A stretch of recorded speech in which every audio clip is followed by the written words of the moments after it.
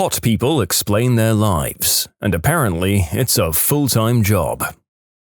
If you're deemed an attractive man, other men constantly try to peacock you in wildly embarrassing ways, and you'll still second-guess if a woman was flirting with you or just being nice. When I was young, my mum mentioned that just because a girl is being nice to you, it doesn't mean she's into you, and that stuck with me for good and bad.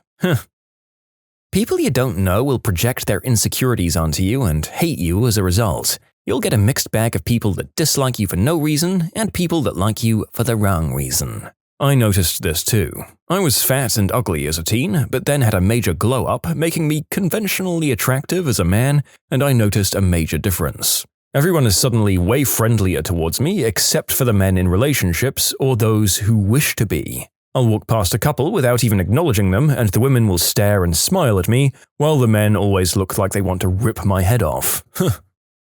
One of my close friends is very pretty. I'm not even crapping you, a man she'd never met sent her 50 grand on her 21st birthday. Then she was talking about how cool Vegas was because of free hotels, then saying, yeah, like, guys give you money to gamble. Yeah, that's not a normal thing that happens to average people, and they're not doing it just to be nice.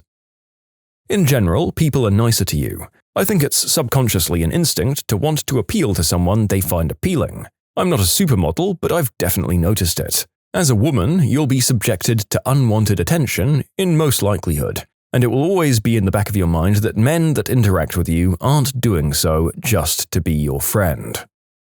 Most people are nice to me, but the 10 to 20% that are not are vicious. Other women have complained about my posture to HR because they couldn't think of anything else more concrete, or have started rumors based on nothing except that they don't like me. I've had women say that they were happy someone tried to slip things in my drink at a company party. Most men are nice to me, but there are a small but scary number that don't see me as a person and simply as prey or a conquest. I've been stalked and had people successfully do the drink thing multiple times.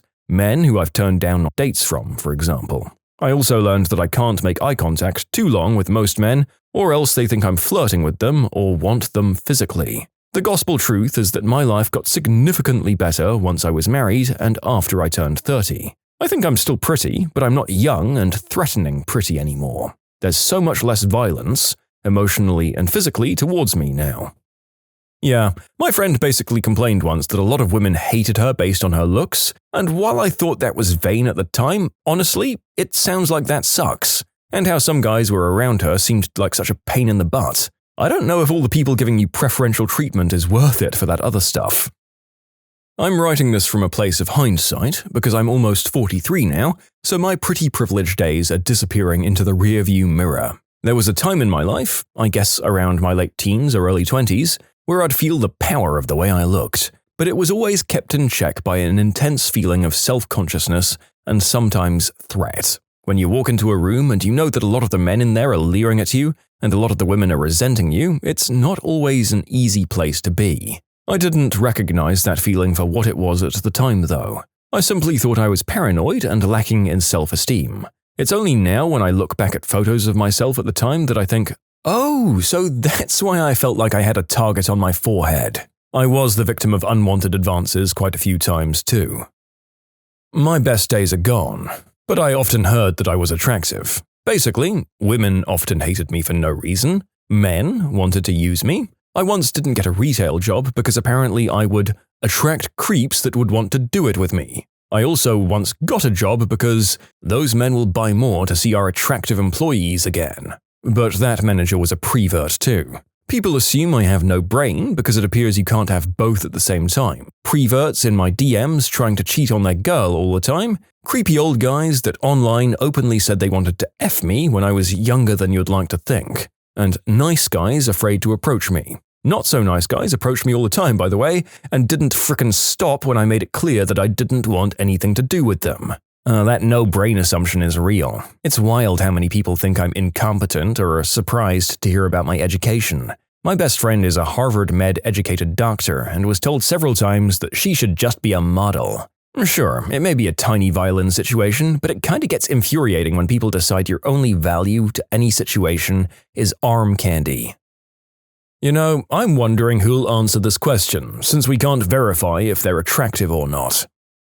I'm an average-looking guy, but I once worked with and was friends with one of the most attractive people I've ever met. Like, this girl came out of a science lab of perfection. It was unreal. I used to grab coffee with her on breaks at work, and even women would crank their necks around to check her out. From what I understood, she was mostly lonely, which seems crazy to say. She said she was almost never approached by men or asked out except for the occasional overconfident and obnoxious D-bag type. I think she was actually so obscenely attractive that most men would rule themselves out from having a chance with her, so they wouldn't even bother. Yeah, pros and cons. It's been mostly good from a career perspective, with the one exception that I'll get into shortly. And I do feel like most people assume the best of me as a default, which is nice. I also get a lot of compliments and validation from strangers. Like, the old men in my building are always putting my packages by my door and checking on me. On the con side, it does bring out a lot of people's own insecurities, which makes relationships of all kinds hard. And I did have to leave my last job because my former boss had a crush on me, got jealous when I dated other guys, and made decisions about my career advancement based on his feelings towards me. I.e., he wanted to keep me out of a leadership role despite my strong performance because it threatened his ego to have me move up. Man, here, people always give me free stuff for free or get away with stuff. I went to a concert and was going to catch only the last 30 minutes. The lady at the door told me it would be $40 to get in, looked me up and down, and told me to just come in. Not that situation alone, but repeated over time, with friends saying it wasn't normal. People also never ask you if you belong in places. Man, I've been looking for a perspective like this, and let me agree with you. As a dude, it is this. Free stuff, people always being super nice, and the people never ask if you belong places thing. It feels like it hits home so hard. And that's in line with my experience. I hit a new level about 5 years ago through diet, exercise, and attention to fashion. Free stuff, women wanting to chat, which is fun because I'm chatty, and I also get into places around the city easily, and people I barely recognize want to dap me up and hang out. Also, I've got a lot more friends that are women now. Physically attractive introverts are fairly lonely as opposed to physically attractive extroverts. I was socially incompetent growing up, always the weird quiet kid in class. I grew into my appearance as an adult and was caught off guard by people suddenly being very interested in me. Definitely didn't help with the social skills since I learned to lean on my appearance for attention. But people are still surprised to find out I'm actually quite nice and not as dumb as they expected when they first saw me. You know, as a 312-pound, 5'2" stunner, I have to say I have no complaints. Men are so nervous they never approach me at all. I've noticed that over the last 60 years. I'm extremely awkward and introverted, but because I look good, people assume I'm just a B-word and they avoid me. I've been told this, I'm not just assuming. Men get nervous and avoid you. Women get jealous and avoid you too. It's very lonely. I mean, if it helps you, being ugly is pretty lonely too. I've identified most of my time with the Two-Face girlfriend from Seinfeld. I've been literally told before that sometimes I've got the face of a 90s supermodel, and other times I look like a version of Charlize Theron in Monster. Oh my god. At this point in my mid-40s, I'm grateful to have experienced both sides. To put my experience in simple terms, people are just generally happier to see you when you're pretty. There's this sort of flip side theory that I have, I call it the wounded bird, where you tend to get more lascivious stares from men when you're walking around like you just stepped off the struggle bus. I mean, clearly, I'm not objectively unattractive, but I'm not conventionally attractive, so I think my look has mostly intrigued people, and I attract that kind of confused attention. Like, oh, I'm turned on by her, but it feels weird. I really believe that our energy determines how attracted someone is to you, whether they want you in the bedroom or just to be your friend. But that's no big epiphany, I think. We all get that by now. I hate the answers to questions like this because it brings about the issue of the unreliable narrator. Oh, in more ways than you could imagine. Although I imagine that in this case you're more talking about these people's looks not being verifiable or them misclassifying themselves, not my many mispronunciations or inability to start work at the agreed-upon time. I grew up being considered not conventionally attractive as I was very overweight. I lost a lot of weight, and at 19 I posted a video of my face online, and it got 1.6 million views with thousands of comments about my appearance. Just one video into the ether, but for someone who grew up like I did, it's a weird experience. I'm very socially awkward and I tend to stay quiet. People probably assume I'm arrogant or a jerk or something. Older women are very nice to me. However, older men don't tend to like my look as I just inherently look quite feminine. I think women think I look too girly for the most part, but they still acknowledge it, if that makes sense. Guys usually either give me dirty looks like I'm a walking poster for LGBTQ or think that I'm good looking. It's weird being considered attractive, more beautiful than hot. Having a unique look. It almost feels like a party trick. I'm always wearing a sick outfit. Most of the time, I'd rather be a much more masculine-looking handsome dude and not a model look, but I suppose I really shouldn't complain. You can submit your own stories to be featured here on the channel. The story submission link is in the description below. Don't forget to subscribe to Am I the Genius? If I don't do what someone wants, they are mean as F. It's mostly good, but it creates a sense of competition almost immediately when you meet new people. Also, some people feel threatened and will be rude to me by default, especially women. Pretty women have it the worst in this regard. People feel much more comfortable and relaxed when they meet a below-average-looking person because they don't feel threatened in any way. They're more likely to be nice and friendly to them and even become friends with them. I've got a coworker, we're bartenders, and every time a pretty girl comes in, everything about her visibly changes. Her voice, her attitude, her demeanor. She gets a nasty face on and you can tell she feels threatened. It sounds so frickin' miserable to live like that.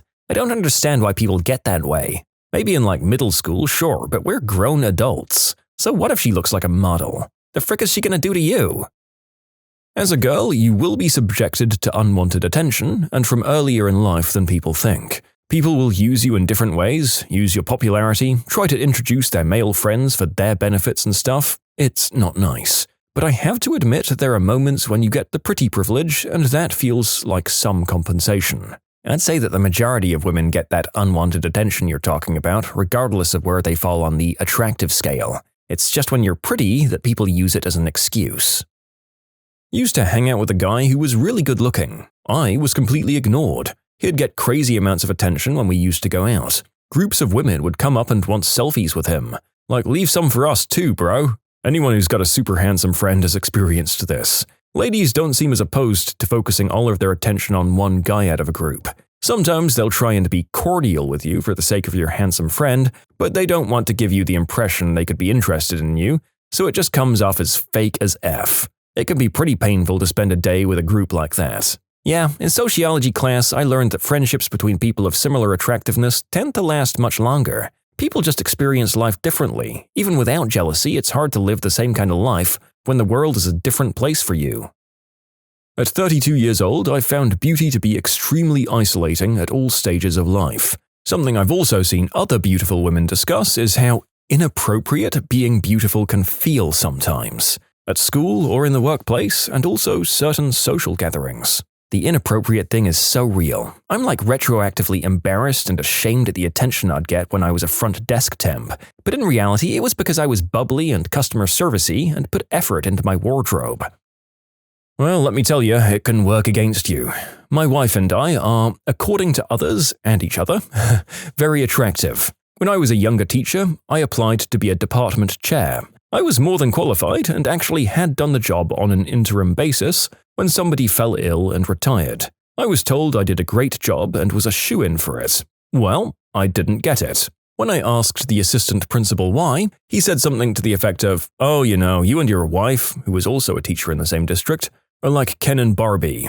The essence of what he said is that I needed to do more to prove myself to be taken seriously. What the natural F? I eventually got it about 6 years later when the person they hired changed schools. I couldn't believe what that fool said to me. As a woman, I've noticed my intelligence and competence being questioned by envious people, other women becoming defensive and rude when I neutrally interact with their male significant other or partner. My intentions are honorable and I'm not chasing after anyone's man, but even when I make efforts to be respectful to both, it's met with hostility and suspicion like I'm out for attention or an ego boost. Dirty looks, death glares, see my previous point. People seem to want to humble me, like mean, petty behavior from women and men. People think I shouldn't have what I've got or that I was financed in some nefarious way due to my appearance. Men reduce me to what I can do for them, and dating becomes about extraction, not connection. Attention can be overwhelming. Sometimes I just want to be left to shop for groceries or run errands and not be leered at, spoken to, or bothered. Lots of insecurities projected onto me in a lowest common denominator kind of way. I love these kinds of posts because I know for a fact 95% of people answering aren't attractive. I think it's funny how people come out of the woodwork to take part in it, especially those that are like, I haven't been pretty for 20 years, but when I saw this post, I needed to speak up about my pretty past. Being attractive does not equal having all the guys around you. 60% of the men's attention is the personality. Apparently, I'm really pretty, and everyone around me says it. My friends sometimes hear guys say I'm attractive, and people are shocked when I say that I don't have any ex because my personality isn't the best. I'm too introverted, have trust issues, and avoidance. Well, plus you murdered all of your exes, right? Oh, it sucks. I hate talking, and everyone wants the warmest greeting ever. I just want to clock in and clock out, ladies. I get that being annoying, but yeah, part of me will always resent people with the looks and often subsequent confidence to basically have the dating world be on easy mode for them. Arguably, it's more so for men than women, although there are a lot of arguments for and against all corners of the attractiveness spectrum. Pretty privilege is real. People go out of their way to do things for me and remember things about me. I'm approached frequently with people saying that they've seen me somewhere else or everywhere, or remember me from a very specific instance where they saw me, and they'll confirm with dates and details. It makes me so self-aware when I'm having a bad day, it can be brought up years later. The most frustrating part is I don't like to be approached in public. I'm an introvert when it comes to strangers, and I always feel like people have a motive. So when people approach me, I try to shut it down pretty quickly. But if you're attractive, people expect you to be nice. Like it's almost owed to them that you make small talk and engage with them. It drains my energy even if it's just one person. For example, last week in the grocery store, I bought a wrap and an apple. I went to self-checkout, but the cashier still came over and was telling me how this isn't enough food for lunch, and I'm going to be hungry and saying I should eat more. So now I'm left trying to play it off or defend myself for my meal. I mean, that's just exhausting. But I try to approach life like I have no idea what I look like. Because if people are truly, naturally intimidated, I want to alleviate that immediately. Not the random grocery store worker, sorry, but new friends or co-workers. I want them to know up front that no matter what I look like, I'll be supportive and kind, and that there's nothing to be afraid of. People appreciate that, and it calms them down. I didn't choose the way I look any more than they did. When you're young, the validation is really helpful for self-confidence. I had a lot of situations where girls were fighting over me, or I'd walk by a group of girls and they'd say, "Everyone's talking about him." At some point, it stopped having meaning as I was more focused on my own goals, but somehow it started turning into a negative as I got older. I feel like now as a young adult, since people are always looking at me, I start to feel insecure. Although I should have confidence and assume it's because of the looks I've been admired for, instead I think it's because something is wrong with me and I can't shake that feeling. Also, new people I meet will compare themselves to me and immediately get defensive, like saying, "It's because he's better than us," when I never say anything to make it seem like I feel that way. I think photos should be mandatory for those claiming to be attractive. They won't be posted because let's be real, we're all quasimodos here, even the self-proclaimed good lookers. Unlike me. Depends on if you were attractive your whole life or became attractive or grew into it after high school. It's two very different life experiences, at least internally. I was a male model in my late teens. Not for long, but I just had a look that sold. Very Robert Pattinson looking, apparently. My career didn't go anywhere because I went to college, and I just never went pro, as it were. During that time, it was pretty easy to have a girl approach me, but everyone would, and not in a fend-off way, but more like women being just as crude as men can be to women. And older women especially trying to hit on you and being really inappropriate. Never had much in the way of men doing any of that. I was no small guy, being over 6 foot and looking fairly fit. But I got older and a little more normal looking, and while some of the hitting on stuff still happened, I was just older, so in fewer situations for it. Around that time though, I dated a girl who was also a former model. Tall, blonde and stuff. And it was pretty rough being with her because guys were always going after her because she had a lot of social interactions. And unless I was standing right next to her, they'd give it a shot. And even then, sometimes they'd try, hoping I was just some guy she was with for work reasons. Never failed because she was also pretty extroverted and shrugged off the attention. You truly do realize how dog-like both women and men can be in either circumstance. I think I'm just semi-attractive, but I do get lots of free stuff. Free drinks at bars from bartenders, free drinks from dudes, employee discounts when I go shopping, getting to cut in the long lines. All of that is quite nice and fun. What's the most fitting case of vigilante justice you've ever heard of? The man's name was Ken Rex McElroy. He terrorized a small town he lived in for years. He was accused of regularly stealing from his neighbors, stuff like livestock, gasoline, and antiques, robbery, harassing, assaulting, raping women, 2 as young as 12, destroying property, including burning down his wife's parents' house when she tried to leave him, assault, including shooting at least 2 people. He was charged with various crimes at least 3 times a year, but he had an incredible lawyer. Man was only ever charged with anything once. He used to intimidate witnesses against him by following them or parking outside their homes and watch them until they were too scared to testify against him. That one time he was charged, by the way, he shot a grocer in the neck with a scatter shooty bang bang. For that he was given a charge of 2nd-degree assault. Max 2-year sentence. But he appealed, of course, and got out on bail. So he goes into a bar and loudly threatens to murder said grocer who survived the shooting to the neck, by the way. All that did was get his trial pushed back. Anywho, the town had a meeting. Then a big group of them went to the bar where Ken liked to drink and shot him in the goddamn head. I have actually been aware of the Kevin Rex McElroy story for a really long time. I watched Count Dankula's Mad Lads video on it, and honestly, a lot of his Mad Lads videos are so fun and interesting to watch. But this raises an interesting question of if there is a general menace to society going about doing things on repeat and the police, the justice system, what have you, aren't doing their job, should the general populace just put up with it? I mean, I should hope this isn't a controversial statement to make, but I really have zero respect, tolerance, or sympathy for rapists, murderers, or anything of that ilk, to be honest. And if an individual does come along and this person decides to fool around and find out and that person does something about it when no one else did, when the police didn't bother, when the justice system did not do what it's supposed to do, then frankly, life moves on.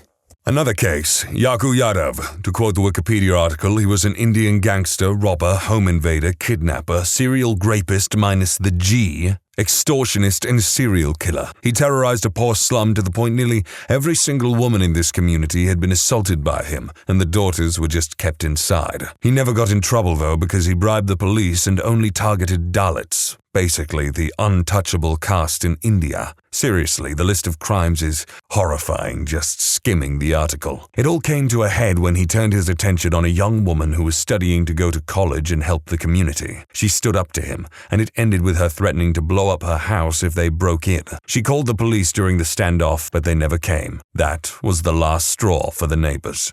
A mob formed and chased off his men by stoning them and then burning down his house, and he went to the police to get himself arrested for his own protection. When they took him to the court for trial, a mob was waiting and he actually threatened them. The police did nothing. More than that, one of his accomplices tried to pass him a knife, and the police only stepped in after the mob protested that. The next day, he was attacked and beaten, but he was rescued by the police. The police had no intention of actually punishing him and set up his bail hearing in another city. Hundreds of women marched from the slums armed with knives and chili powder, and well, I think I'll just quote the Wikipedia article. Yadav was then lynched by the mob of 200 to 400 women who showed up. He was stabbed at least 70 times and chili powder and stones were thrown in his face. The chili powder was also thrown into the faces of police officers who guarded him. The police officers, overwhelmed and terrified, fled immediately. One of his alleged victims also hacked off his penis. The lynching occurred in Nagpur District Court No. 7 on the marble floor of the courtroom. As he was being lynched, Yadav was horrified and shouted, "Forgive me. I won't do it again." The women passed their knives around and kept stabbing him. Each woman agreed to stab Yadav at least once. The mob continued attacking his corpse post-mortem. Yep, one of the most brutal lynchings ever. If you think it wasn't justified, I'll quote one more part from the Wikipedia article about his arrival at the court, which I think sums up his character quite well. Yadav walked in and was confident and unrepentant. At about 2:30 to 3 p.m. when Yadav appeared, he saw a woman he had assaulted. Yadav mocked her, called her a prostitute, and said he would do it to her again. The police laughed. Even when faced with a mob of his victims, he was still mocking them. This monster only felt remorse when he was literally about to die. And worse, the police laughed. If that mob had any lingering doubts, that moment definitely 100% made it clear that the police would not do anything to ever see Yadav face actual justice. 100% justified vigilante justice at its finest. I'm not a man of faith, I have limited understanding of Hinduism, but I hope this man is suffering in Naraka for all eternity, and before you say Naraka is not a place of permanence for sinners, Madhva Sharia has a different opinion on that. But here's the thing, it's not even just a problem with Aku Yadav himself. Screw that guy to the deepest depths of Naraka, or the police, or any of his associates. It's also the freaking caste system, which is surprisingly still pretty prevalent in their society today. I mean, this guy died in 2004. Grady Stiles Jr., aka Lobster Boy. He was an incredibly abusive husband and father. His daughter and her boyfriend actually pretended she was pregnant so they could get married and she could leave the house. The day before the wedding, he shot the boyfriend in the back 3 times, killing him. He actually confessed at the trial and was found guilty of third-degree murder. However, the jail wasn't equipped to deal with his condition. He required a wheelchair due to his condition, and so he was instead sentenced to 15 years probation. He went back to being an abusive monster to his family, but it was even worse than before. He regularly reminded them he got away with murder once and he could do it again. Somehow, he convinced his first wife to remarry him during this time, which I'd say was the worst mistake she ever made. In the end, his stepson and possibly his wife, though they all claim she had nothing to do with it, hired a fellow circus performer to murder him because his entire family believed he would murder her. I'm not exaggerating. In interviews for the ID show I saw about the case, every family member made it clear that if he lived, he most likely would have killed her at some point. It wasn't a matter of if, but when. His death is one of the only murders outside of self-defense that I think is 100% justified, because the justice system already failed once. He might have been sentenced and found guilty, but they just put him on probation and house arrest. He literally got away with murder. If he'd just gone to jail the first time, then his family wouldn't be so screwed up now. I feel so bad for the stepson. He just wanted to protect his mom, and now he'll be in jail for the rest of his life. I think that's one of the worst parts of this case. His wife, stepson, and the hired killer all got longer sentences than Stiles' probation. That man never spent a day in jail for cold-blooded murder, and yet his wife and stepson are likely to rot in there for trying to protect themselves from him. I'm going to say this hits very close to home, so I'm going to make this brief. Lobster Boy, you're a despicable piece of crap. I'd call you something else, but I'm not allowed to, or else I'll get a smack on the bum-bum by the producers.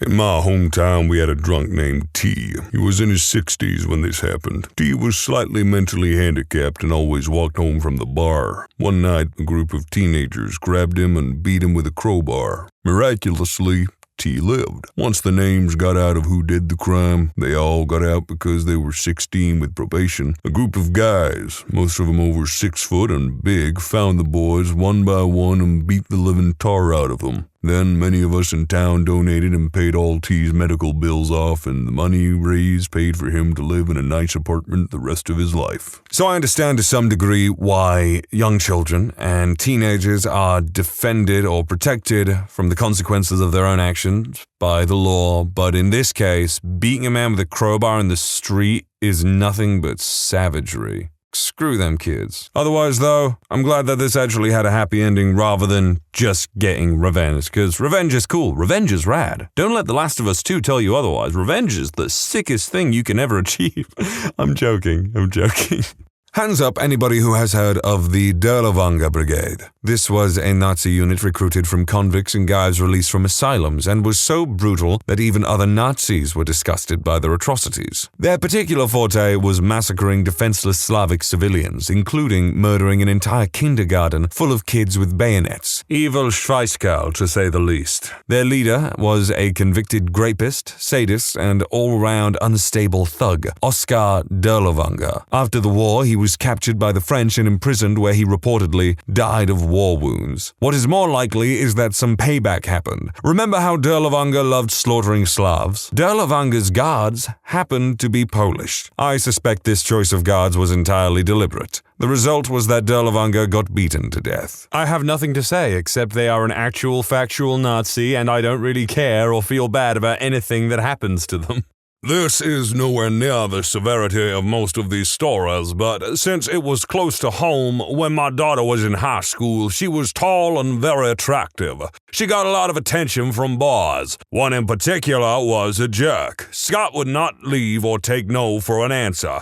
He would harass her because she had no interest in him. But she is very independent and never complained to us. She has always taken care of her own business. One day between classes, she stopped to get a drink of water. She stood there for a minute chatting with her friends, and Scott, showing off for his idiot pals, slid on his back behind my daughter so he could take a look up her dress. When my daughter looked down, Scott starts saying something like, "She's wearing pretty pink panties today." My daughter, a star on the soccer team, kicked Scott very hard in the ribs. That evening I get a call from a man I have met, Scott's dad. They are in the ER. Scott has 2 broken ribs. I had no idea how this related to me. Then he told me that Scott told me that my daughter did this to him. I was expecting him to say he was going to sue me or something, but what he said was, I questioned Scott as to what he did to get kicked and how he was in such a position. I found out why your daughter kicked him, and she should have kicked him a few more times. I will have him apologize in writing, and furthermore, he will be grounded, I say grounded, until the end of school. But if you will, apologize to your daughter for me. Of course, my wife and I had a talk with her, relayed the message, and told her not to withhold good news.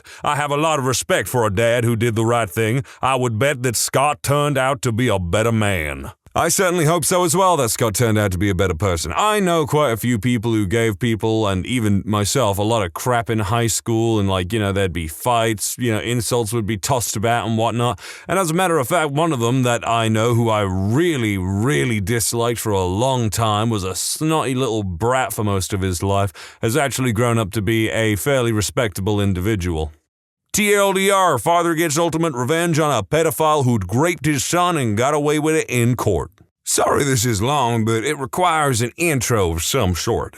Years ago, I remember my family watching Phil Donahue. Y'all remember him, right? He kind of set the standard for talk shows and doing it in an investigative manner. But he had standards and wouldn't allow a Jerry Springer-like atmosphere. He'd present something or someone with controversial ideas or ideologies, or have people famous because this or that happened, or the subject of sensationalist news stories, human interest stories, all sorts of things that he thoroughly educated people about. Then he'd let his audience have the floor to ask questions freely. Anyway, one episode was a man about 40s or so. He'd just been, I think, either acquitted or done some time. I don't remember that part. But he had a son that was raped by a pedophile, and his son had been forced to testify in court at maybe age 9 or 10 and had to give extremely horrible and graphic testimony retelling of what the man had done to him, to the point he got sick on the stand and began vomiting. It was obviously horrendous to have been forced to watch, being the boy's father and mother. Well, the pedo got a not guilty verdict for a lack of physical evidence, regardless of what the little boy had said on the stand, something that happens all too often. So the father, who was a religious man, and I think they were from Texas, if I'm not mistaken, broke into the pedo's home and basically, I guess, held him at shooty bang bang point and told him, "You and I are going to pray." He told the pedophile, "Yes, you and I are going to pray. You are going to ask God for forgiveness for what you did to my son, and I am going to ask him for forgiveness for what I am about to do to you," and blew his brains out. I was not very old myself, maybe 12 when I saw that episode, and it totally galvanized me, and I loved that show till it went off the air. Hoo-wee! You're gonna ask God for forgiveness, and I'm gonna ask him to forgive me for what I'm about to do to you.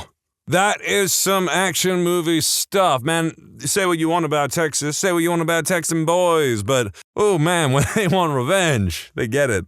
In Brazil, I have a resident for 2+ years. It is a common practice to cut off the fingers and hands of captured thieves. A lot of the time they will also get beaten, almost to death with planks, like 2x4s, etc. It is also common for them to take a bullet to the hand, leg, etc. Rapists, thieves, and others who are shunned are usually subject to this kind of torture. Many times they will be dismembered with a machete or disemboweled as well. Beheadings are common, but they will usually take place after the victim has went through some significant torture. I have personally seen an alleged rapist from Sao Paulo get captured by the victim's brother. The rapist was about 20 or so. The girl he raped was about 11. They caught him, beat him in the street, then took him in an alley and hacked him up with a machete. It really isn't hard, people. Just keep your dirty little hands to yourself.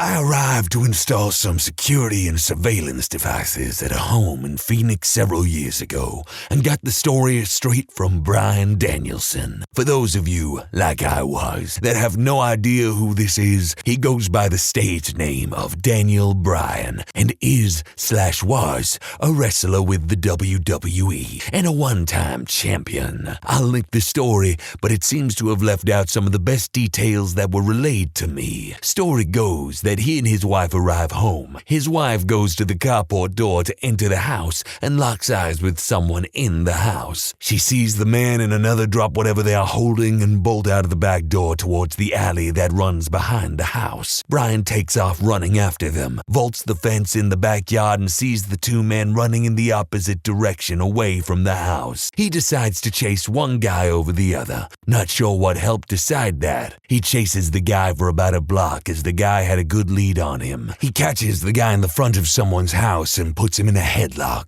and holds him while the homeowner that witnesses the struggle calls 911. The police were quick to arrive as another homeowner had already called about the suspicious vehicle parked at the end of the alley that happened to belong to the would-be burglars. Even more impressive about this is that Brian had very recently undergone neck surgery and was still capable of chasing down and subduing someone intent on getting away. Pro wrestling may be scripted, but this dude was obviously more than capable of handling himself. Also, he and his wife, Brie Bella, were some of the nicest and down-to-earth celebrities that I have met in my line of work. It's not hard, people. Just keep your sticky little fingers to your goddamn self. But anyway, this actually reminds me of the story about Dolph Lundgren. Apparently, supposedly, his Marbella home was being robbed by 3 different people. And for those of you who don't know who Dolph Lundgren is, Rocky IV, Ivan Drago, man was built different. Like I said, I'm not a man of faith or anything like that, but if God is real, he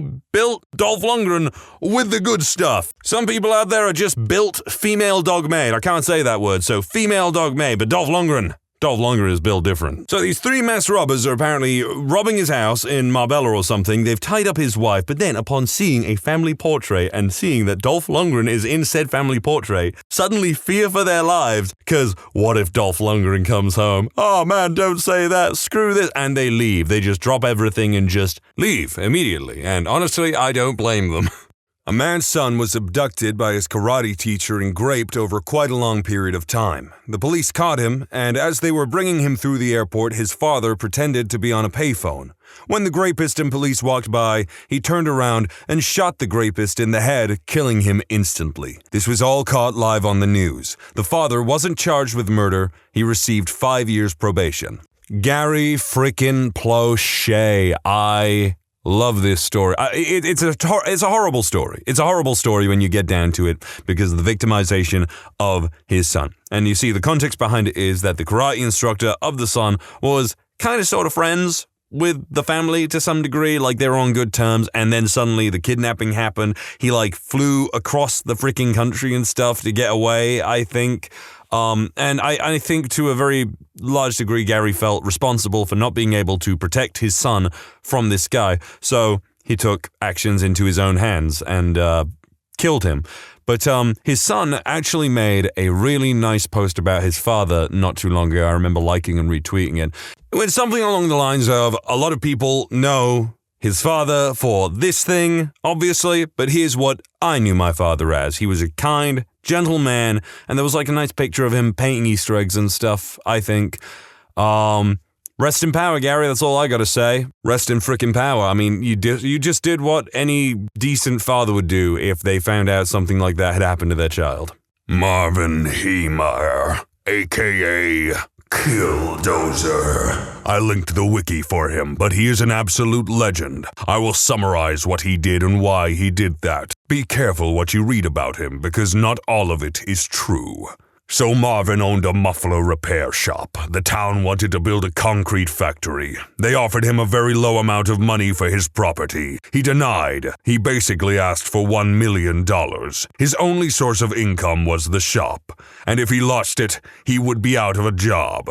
They end up not buying his shop and building it right outside of his shop. In fact, it blocked the way he got from his house to his shop. Cue zoning disputes. He petitioned to no avail to get them to move it. Multiple times, may I add. Many other things added to his rampage. He was fined for many things from the city council, likely as revenge. In fact, they expected him to pay $80,000 to connect his shop to a sewer line that was too far away. After the factory was built, it was impossible for him to even connect it. The rampage.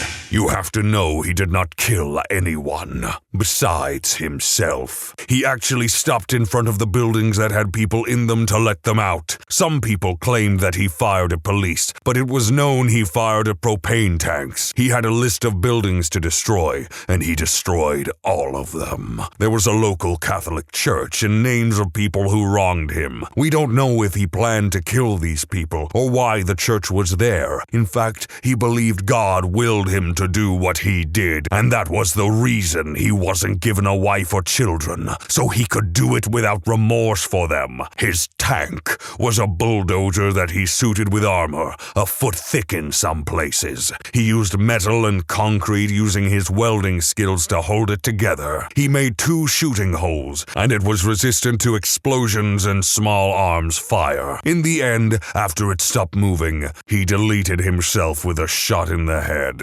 It was estimated he did around $10 million worth of damage. Now, if you believe what he did was wrong, that is your opinion. The police didn't help him. The city council didn't help him. The mayor didn't. No one did. He took it into his own hands, which is what vigilante justice is. Killdozer. I freaking love the Killdozer story. Another Mad Lad story from Count Dankula that people must watch. It is insane. This man was pushed to the utter limits by crap-eating bureaucrats. God, I hate bureaucrats.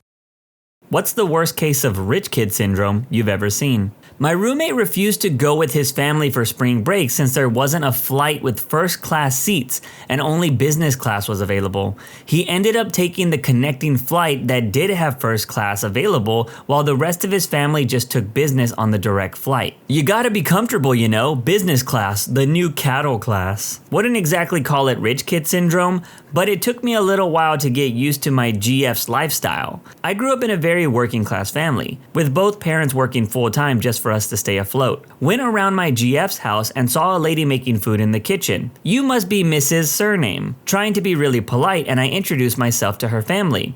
That was actually their maid. It was awkward. Luckily, they're all really down to earth and stuff, cause turns out that her parents were basically homeless and living out of a storage space when they were my age. But her parents started up a little business and actually became really successful enough to support them. And they just kept growing. That makes sense. People who come from humble beginnings often turn out to become decent people when and if they get rich. The maid comment reminded me of this moment when I was traveling with my friends. For some context, I was the only Latino in the group of my mostly white friends, and on this trip we stayed at another friend's family's house.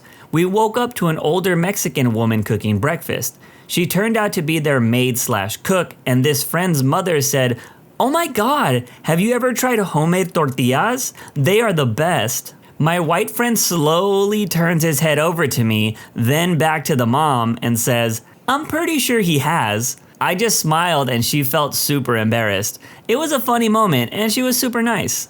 The dude who relentlessly bullied me in school was also the son of one of the richest people in the city. One day a teacher caught him with his hands around my throat and I was pinned against a wall.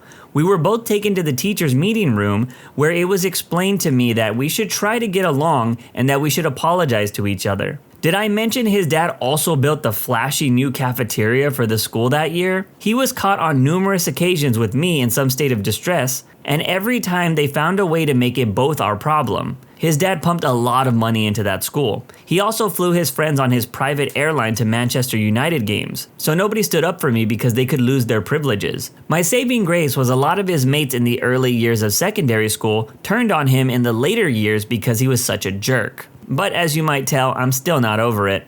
I feel this because I worked at a place that gave other people more chances than they deserved because that person knew people at the company. It's a crappy feeling when you get mistreated and no one has your back. Attended an international high school in Ho Chi Minh City where a lot of new wave millionaire kids live. The school was ridiculous, and a third of the kids were expats, perfectly lovely kids, and a third were local Vietnamese kids whose parents were working their butt offs to send them to this private school, and the other third were the millionaire kids. They would never hesitate to show off their mummy and daddy's wealth. They'd pull up to school in their Lamborghinis, Ferraris, etc. And if their Rolls Royce didn't come on time to pick them up from school, it would be a straight phone call to their other driver to come pick me up right now. They'd be such jerks 24/7 to the non-rich locals and constantly just bring up the most trivial things and complain about them. I'm literally not exaggerating here when I say this example. My maid bought me the wrong Louis Vuitton bag. I told her it was the tan brown one, not the light brown one. Ugh, I can't believe it. Now we have to send her on the jet to Shanghai to get another one. They all paid and used family connections to get into Harvard, Stanford, UPenn, etc. And even now constantly complain on Facebook and Instagram about how crap their resident hall food was. So they just hired some freaking personal chef or something. Mind you, these kids were the dumbest bunch I've ever seen. One of them literally was so clueless about the most basic facts, but still got into business management. Despised the lot of them. Glad I'm in Europe, far away from most of them. When I was in high school, if you just had a car that worked, you were popular. Group of rich high school kids in Montana out driving around, drinking. Found 2 combines, large farm tractor thingies, worth about $250,000 each, out in a wheat field. Decided to have a demolition derby. Got caught in the judge's chambers with the farmers who just wanted the damages reimbursed. The high-end family lawyers asked what the hell they were thinking when they did that. The response? Well, you can't put a price on a good time. Turns out that was the wrong answer. Man, this story ended on a cliffhanger. Did they go to jail? Did their family end up paying? I get enough incomplete stories from my anime. I don't need it on Reddit too. He was 25 when I knew him. His father owned the oil fields. He had credit cards that he used for anything and everything, that they paid the balance off every month. He never even kept track of what was charged on it. He just bought whatever caught his fancy. He openly and shamelessly admitted that he had offered his college professors money to give him passing grades. One day he was cranky about something and said, "I wish my parents would just die so I could have their money. Why should I have to wait?" Sounds like his parents should find out how he really feels and leave him with just $1 in the will. Back in high school, we were doing one of those icebreakers where you passed the beach ball around and whoever caught it had to answer the question their thumb landed on. Well, this kid who had proclaimed being rich numerous times before, talking about his parents owning a known pizza place and how he drives expensive sports cars, caught the ball, and his question was, if you won $1 million, what would you do with it? His response was somewhere along the lines of, $1 million wouldn't make any difference in my life. Thanks a lot, Brad. You just ruined the game. Stupid Brad, always messing things up. I once had a mom ask if I could open the back of our ambulance so her kid could see what was inside since he wanted to be a fireman. I'm a medic, not a firefighter. I agree as long as he doesn't touch anything. Of course, the second the door opens, the kid hops in and goes straight for our expensive monitor. I tell him no, that it's dangerous and it could break, to which he starts screaming, "I don't care, my mom will buy it." And the mom says, "It's fine, just let him play with it. If it breaks, I'll replace it." I had to physically pick him up and carry him out of the ambulance since she didn't try to control him. While this is happening, we get paged out for a call and this lady suggests that she could pay double our hourly rate if we just stay for a few more minutes. Just so her little punk could explore/destroy more of our equipment. Get the hell out of here with that crap, lady. You're willing to delay an ambulance so you won't have to deal with your precious little Joey's tantrum? Unbelievable. What would have been funny is if the kid used the shock panels and he flew out of the ambulance. A very distant relative of ours, some weird branch off the family tree, offered her son a bribe of an entire apartment building if he finished his undergraduate accounting degree. I just went, huh? So you get an immediate investment after graduating and you can rent out a place for mega dollars? My significant other has a rich aunt and uncle with only one kid. When he graduated college, his gift was a complex that brings in enough money for this kid to retire on. But if you ask him, he's self-made. I will never understand how rich kids can claim to be self-made. Maybe it's them just wanting to try and fit in.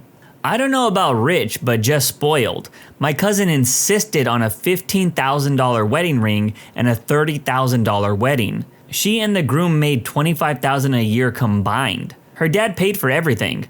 They divorced within 6 months. Looks like she wanted a wedding, not a marriage.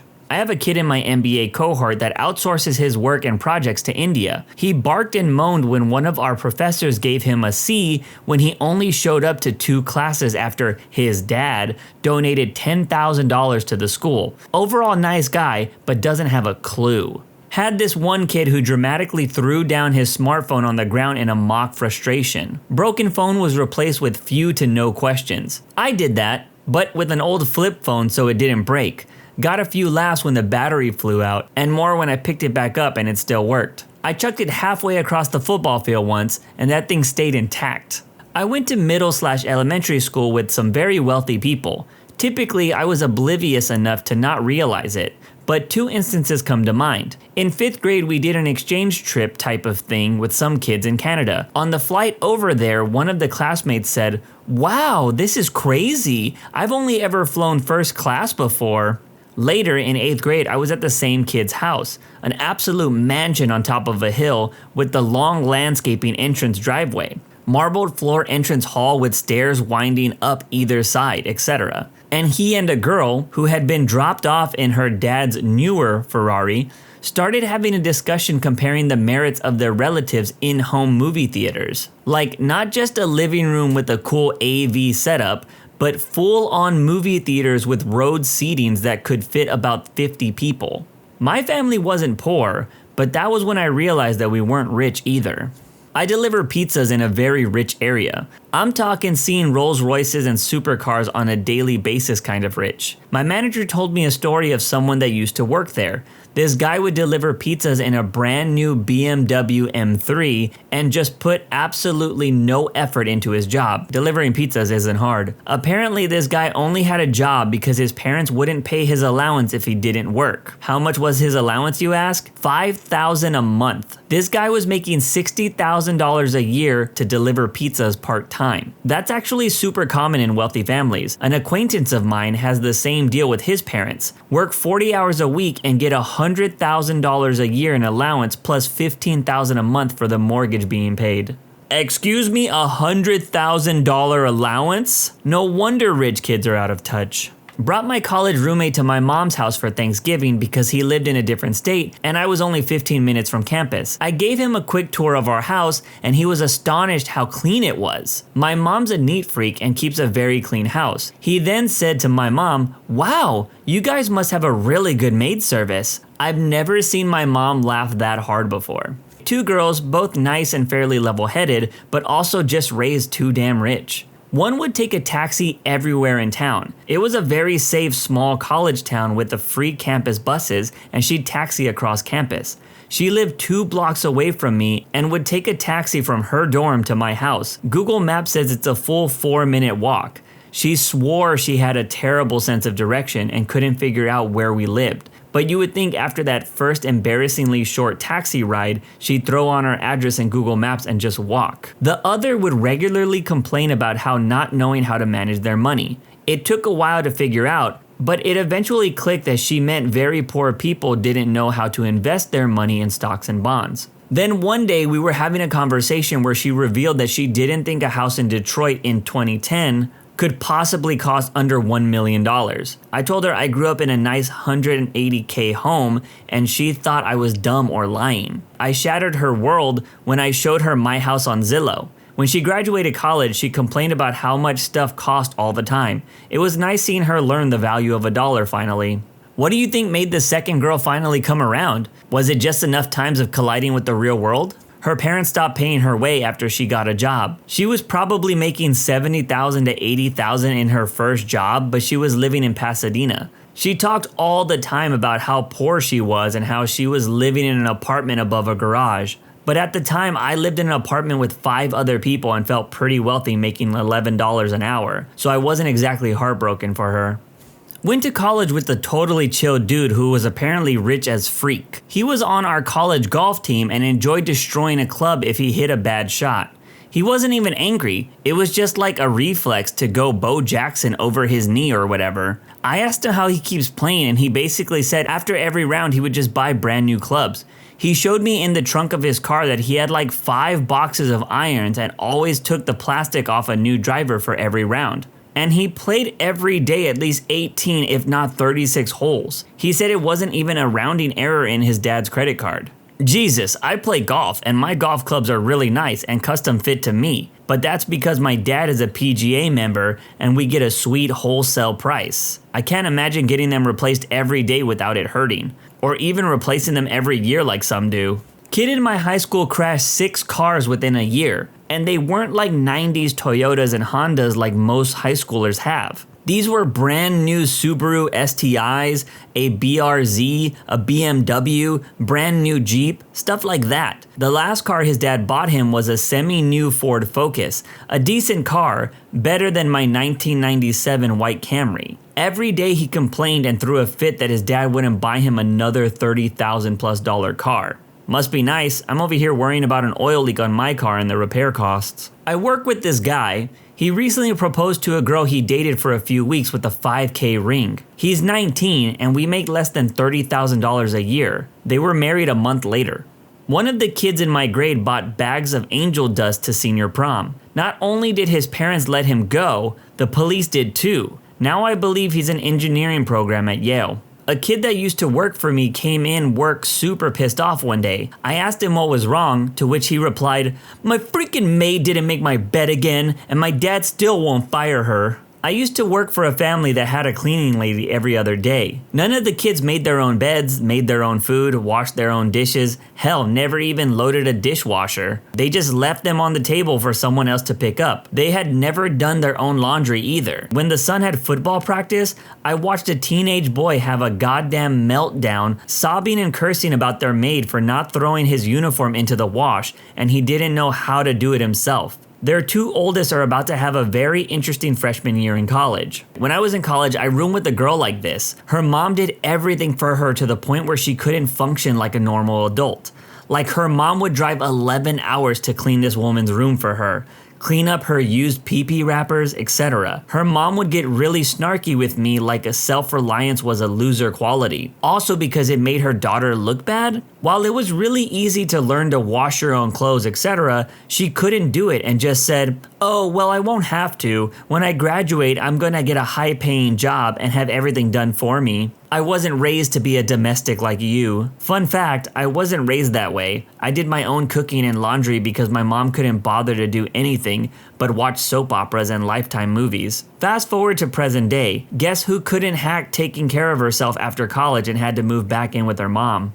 This was all of my college roommates. They couldn't do laundry, pick up after themselves, clean dishes, or make themselves a freaking sandwich. The ones whose parents lived close by, their mommies would come and clean up their room and do their laundry.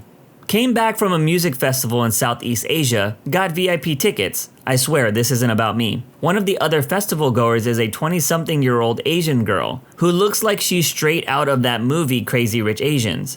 This chick had a photographer following her around snapping pictures or posing in front of the stage with various acts, getting in the way of other people trying to dance. She asked security if she could get them to clear a section for her so she could get an unobstructed view of the stage for better photos. She bought a couple of bottles, 6 in total, for her table and again had the photographer take incredible photos of her posing with the bottles. She was incredibly rude to the waitstaff, snapping her fingers and in general talking to them like they were lower class citizens. She asked my maid and I, both Westerners, to hang with her and her mates at her table, and again had the photographer take photos of her posing with us at the table. The other 2 guys from the group, both Asian, approached us when they saw that we were at this table, and it looked like we had made some new friends. When they approached us, the girl and her friends got quiet, spoke amongst themselves in Indonesian, and basically shooed them away. We went with them after they did that and walked over to our friends. One of the guys is Indonesian, and he told us that she basically told them to get lost and know their place. I can confirm that this definitely happens in Indonesia.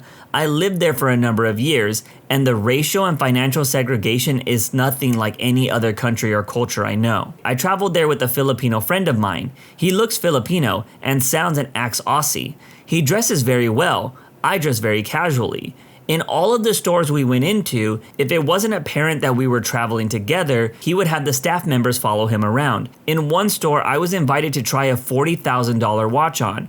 I let the staff members know I had no intention of making a purchase, but they insisted that I give it a try. He was told they do not allow people to try on watches. Interesting place. I know a girl who comes from a multi-million-dollar family. She's made several blog posts about how she and her significant other were broke, spent the year living really lavishly, and that they were going to end up on the street because there was no place to live available in their price range. And she genuinely wanted to end herself. Turns out what she meant is that there wasn't anywhere available above the normal rent rate. Ended up in a top floor penthouse. Guess daddy came through? Neither of them work. Man, this story just straight annoyed me. My boss bought her kids a $2 million house to live in while they went to college.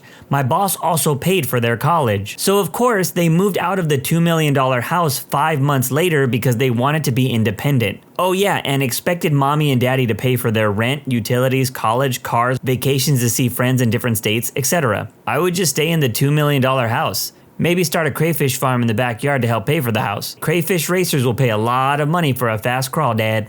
Crayfish racing reminds me of Filthy Frank. Friend in college literally went to the local GameStop at midnight every Tuesday. He'd buy every new release for every console. We went over to his house one time that year, and he had about 60-ish games that were unopened. One time we were walking around campus and he stopped by the ATM. He got his receipt and called his dad. Turns out his dad was worried his funds were running low, so he sent him $25,000 just to make sure he wasn't going to starve. Had a friend in high school whose dad wasn't involved. He was raised middle class like myself and lived with his mom and stepdad. After high school, he worked towards becoming an electrician and was saving for his first apartment. His dad eventually came around when he was right out of high school and started giving him money here and there when he needed it. His dad owned a large company on the East Coast and was a multi-millionaire. Soon his dad convinced him to quit his trade work and gave him a job at his business.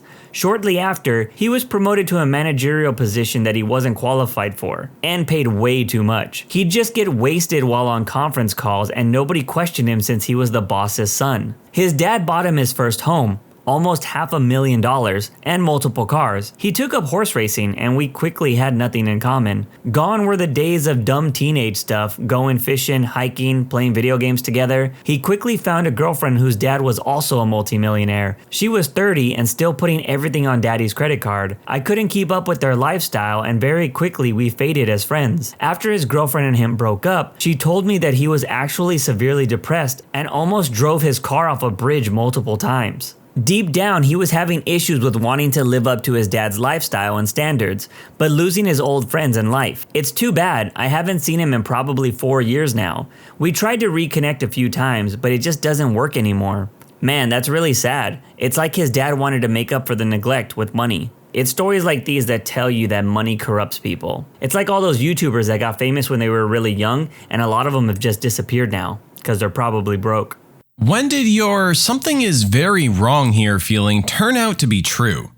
A few years ago, about 1 a.m. Sunday morning, I had to take my dog out before bed. I live in a rough neighborhood and I am a female, so I usually have my guard up regardless of the time. Before I left the apartment building, my gut told me something was up. The street was completely void of traffic and people except for a van parked out to the side of the road. Outside of it were 3 people whom I quickly identified as male. Right away, my reaction is to keep my head low, put my jacket hood up, and not bring attention to myself. Out of the corner of my eye, eye, I could see they were struggling. On closer inspection, I see two of the men are holding up the other man between them. I make the assumption that they're headed home after a night of heavy partying and they're just helping their friend get sick or something. I'm telling myself this to ease my fears. Then they notice me and they stop everything and freeze. I thought that was odd and no good, so I dragged my dog straight back to the building. I don't know if he even got the chance to pee that night. I go to bed and think nothing more of it, until it's time to take the dog out again in the morning. There was a notice in the elevator asking for witnesses as to exactly what I saw that evening, because a dead body had been found. So this wasn't a friend of theirs after all. They were ditching a body. Still upsets me to this day, and I will never ignore my intuition again.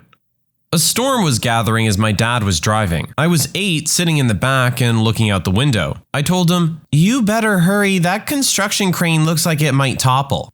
Everybody laughed at the idiot kid. That evening, the whole family was watching the local news. They opened with that crane crashing down due to heavy wind. Although nobody had been hurt, I felt vindicated. I heard a strange noise when I woke up. I looked outside my bedroom window to see if anything there had made that noise, and saw my oldest cat sitting on the windowsill outside of the other bedroom. She was staring into the room as if there was something in there that she did not like at all but could not look away. At that moment, I knew there was something or someone in the other room. Then I heard the noise again. It was like a soft squeaking, like someone shifting his weight from one foot to the other on wooden floor. I don't have wooden floors. I told myself there could not be an intruder in that room. It makes no sense that someone could get in there without waking me up, and I gathered my courage and went to check it. When I got to the doorway, I saw two of my other cats in the hallway staring into the room, very agitated. I peeked around the corner and heard the squeaky noise again. It was one of my neighbor's cats, very afraid and being trapped on my desk by my cats.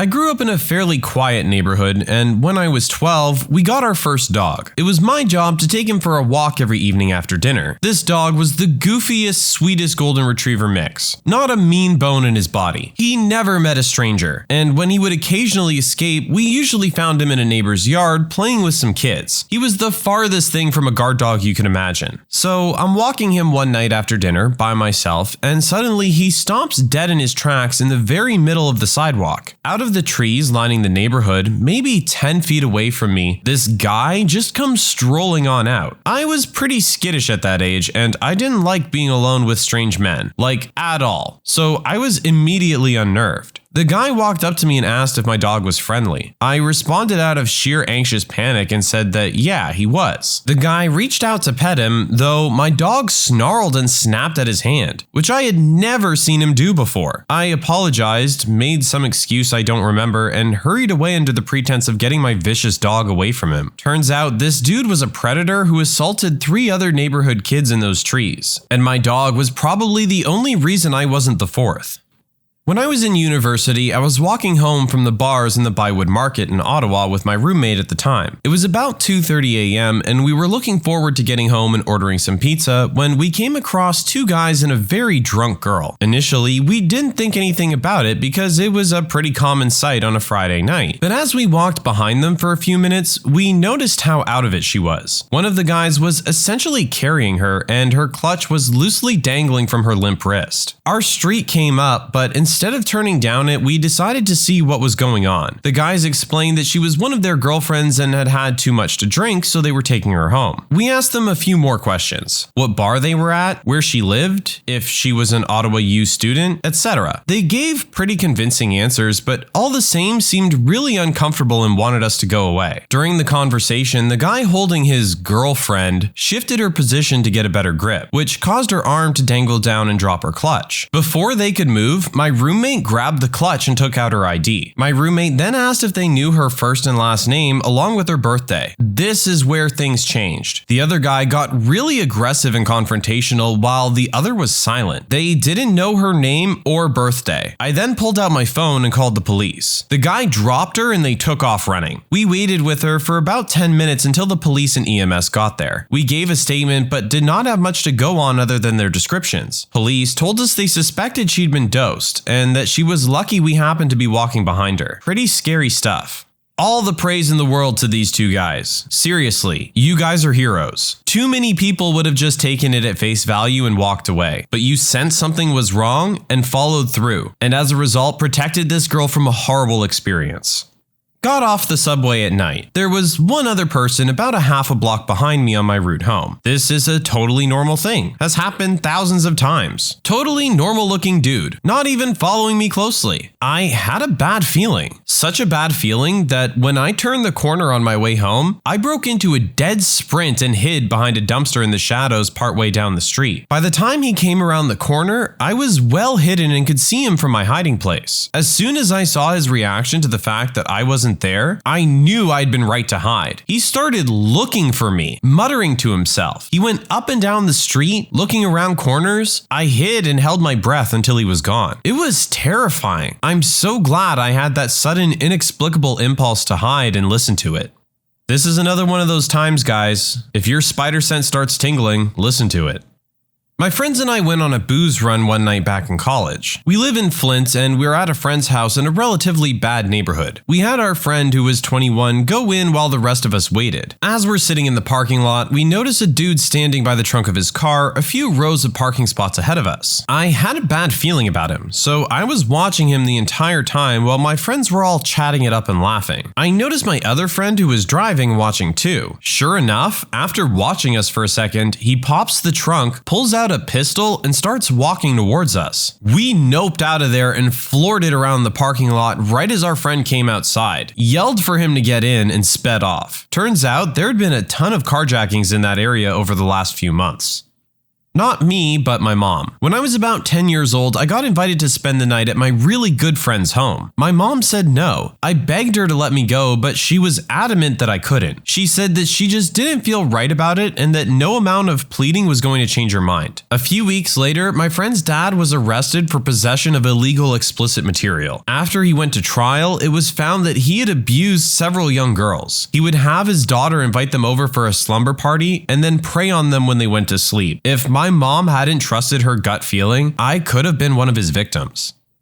Several years ago on Thanksgiving, my mom was becoming extremely overwhelmed. The holidays have never been a great success in my family, and my parents had issues communicating, which led to a lot of stressful and tense dinners. And if it wasn't them, it was someone else starting a fire. Well, this year was bad. My mom had been cooking for hours to get ready to head over to my cousin's house. My dad was yelling about how we spend too much money on the holidays. It got to a point where my mom told me and my brothers to leave for the party ahead of them. We didn't get far from the house until a really bad feeling started sinking in my stomach. I knew my brothers felt something too. I said, "Can we go back?" And my older brother turned around immediately. When we got there, my father was gone. He had left out of anger and my mom yelled at him to leave. My mother was in her bed, laying still with an empty bottle of sleeping pills beside her. She was still conscious when we came in, but started shaking and was falling asleep. We called 911. I later learned that the pills she had taken would only have put her to sleep for a long time, not actually kill her, but clearly it was her intent. She's had severe depression, and after this, she got some real help.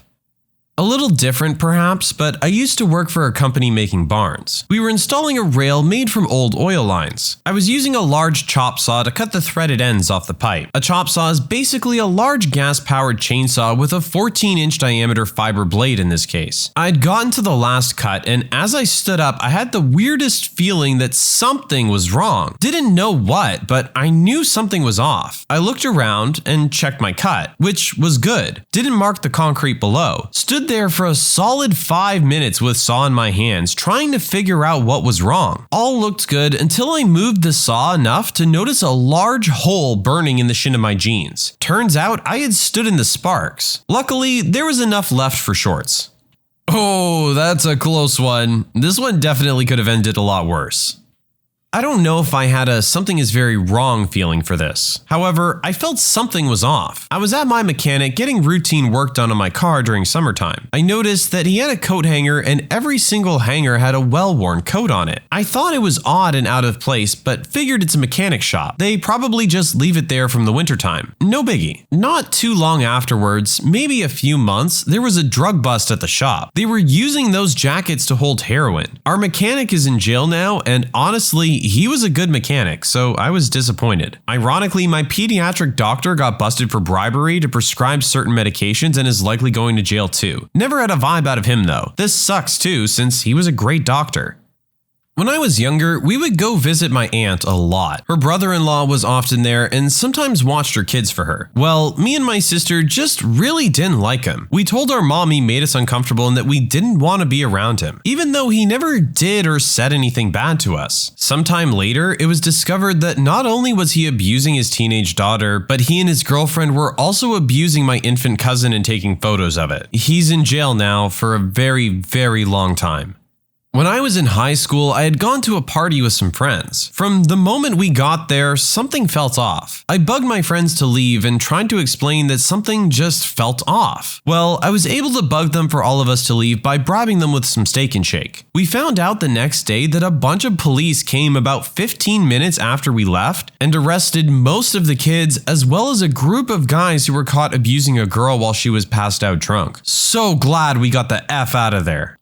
I was walking with my daughter last week and we heard a siren as we approached a crowded intersection. Instead of stepping close to the edge of the street and waiting for the walk light like usual, my daughter stopped well back on the edge of the grass and touched my arm so I would do the same. A full 30 seconds later, a police car came screeching through the traffic and drove onto the sidewalk to get around cars stopped at the light. If we had been in the customary pedestrian waiting spot, I don't know if he would have seen us, and I'm sure he wouldn't have been able to stop. I asked my daughter why she'd stopped so far back, and she said, "I don't know, I just knew we should." Smart kid.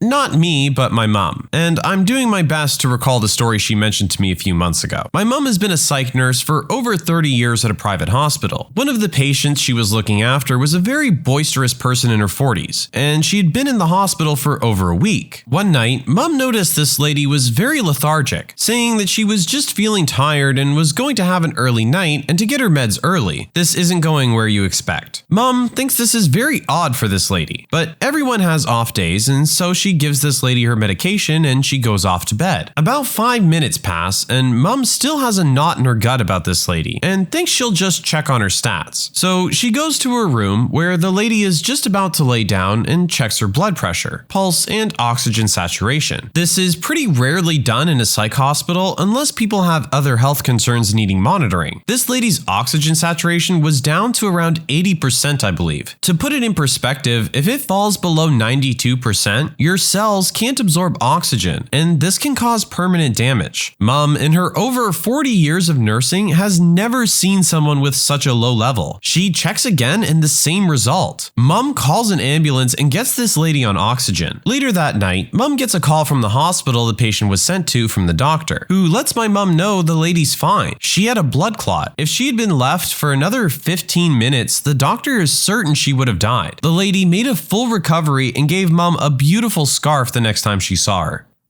I have two. First, when I was 5, my late grandma was staying with us. One night, I woke up to some noise and found my parents and grandma up. She told me to be quiet and I realized that there was someone trying to pick the lock on our flat's door. While this is happening, my father was loading his shotgun and telling my mother and us to keep away from the door. He opened the door suddenly and tried to hit the guy with the stock of the shotgun. He started to run and my father after him, but he got away. Later that night, I learned that my grandma couldn't fall asleep, feeling there was something wrong, and then heard what was going on at the door and woke my parents. And when I was in high school, she had a stroke and lost the ability to speak. Because she was illiterate, it was hard for us to understand what she was trying to say. One day, I went to school after preparing her breakfast as usual. When I arrived, there was this urge telling me to go back home. I tried to pass it as boredom, but it got to a point where I felt very agitated and told my friends I'm going back home and left. When I was walking back home, I found my grandma wandering around without anyone. I asked her what she's doing. She pointed out like she's out for a walk, but I knew back then she couldn't find her way back without anyone because of her stroke. So I walked with her for a while and we returned back to the house to very worried parents. This was before cell phones. I've never believed in the supernatural. I'm not a religious person, but I experienced this. I don't know what to call it. My oldest daughter stopped by my work one day and introduced me to her new boyfriend. He seemed a little off to me, but I decided it was just guy dating my daughter and let it go. Later, he met my wife and I, and she told me later that he seemed off to her too. She has pretty good instincts about people, so we decided to investigate him a bit. Typing his whole name into Google, the first result was a mugshot from a couple of years ago. The third was an active warrant. More searching resulted in finding 3 warrants from different counties, an extensive record, check deception, theft, driving while suspended, driving after a lifetime suspension, and driving while a habitual traffic offender, and a brand new marriage license for him and my daughter. They were going to get married later that week. We of course told her about him, but she insisted that he had already told her about all that and had taken care of it. We emailed links to her roommate who showed her, but she didn't have any luck talking her out of the relationship. They were in love and everything would work out okay in the end. We sent in an anonymous tip and he was arrested the next day at her apartment. My daughter then found out he'd been lying to her about pretty much everything. He had entangled her in a business he was trying to start that mostly involved her financing things for him, since his credit was trash due to records for bounced checks and theft. She's still working to untangle herself from that. He's still in jail and, according to her lawyer, will be for at least 2 years depending on what happens in 2 other counties. Thank God the parents followed through on their instinct on this one. Apparently, there was already some damage done, but it would have been so much worse if they didn't do anything. I had a math teacher in middle school who came off as creepy. He would try and get close to us guys and try and act like old friends. He seemed afraid of girls for some reason. I didn't like him. He gave me a very bad feeling. After about a year at our school, he wasn't there suddenly. We had a police officer come in and sit us down and interview everyone individually. It turns out he was caught having an inappropriate themed party with some of his former male students from his previous school. He was sent to prison. I got to the airport early and got something to eat at the restaurant, boarded the plane, and everyone is on and I suddenly get a feeling of panic. Nothing else, just panic. I was used to traveling 3/4 of the month back and forth every week, so no problems flying. But in this case, I had to get off that plane. I grabbed my stuff, ran past the flight attendant and said, "Don't wait for me, I'll get another flight," and sat down trying to calm down. An announcement comes over the speaker that they're looking for me and my flight is leaving. It leaves. I watched the flight start to take off. This was in Detroit, by the way. Then it happened. The worst cramps I ever had. Ran to the bathroom. Food poisoning from the restaurant. I would have been on a 2-hour flight, stinking up the plane while ejecting the contents of my stomach from both ends. I'm sure the entire passenger compartment thanks me, though they don't know. When I was a little kid, I stepped outside to walk home from my neighbors 2 doors over. I smelled what I knew was a bear, which are common where I live. If you've ever smelled a black bear, it's not that different from a skunk, which is what my friend's mom told me it probably was when I asked her to drive me home, even though my house was literally right around the corner. The thing is, a skunk's smell is strong, but it doesn't travel. A bear's smell is more permeating. Begrudgingly, she drove me only to see the bear sitting on my back steps outside the door I would have tried to enter my house with. Black bears aren't that vicious, but my friend's mom apologized immediately about not believing me. Could have walked straight into that thing at the age of 12. When I was doing my PhD, I got offered the chance to do a Central European University summer school program to do a course that would have been extremely valuable. I even got offered a full scholarship to do the course, and free accommodation, etc. A really amazing deal. 2 weeks before I was supposed to leave, I said to my boyfriend at the time that something's telling me I shouldn't go. And I was like, WTF, brain? This is the opportunity of a lifetime. But the don't go feeling just kept getting stronger. So I withdrew from the course, feeling stupid for doing it. The day after I was scheduled to leave, my perfectly healthy mom got sick. A week later, she was in a coma. A week later, we had to turn off life support. Her funeral was a week after that. I would have been away in her last waking moments. I knew some people who were really into off-roading in modified Jeeps. Once, they were invited by a group of people I did not know to go up a mountain in Colorado. They chose not to go, and everyone in the 4 Jeeps that went got caught in an avalanche and died.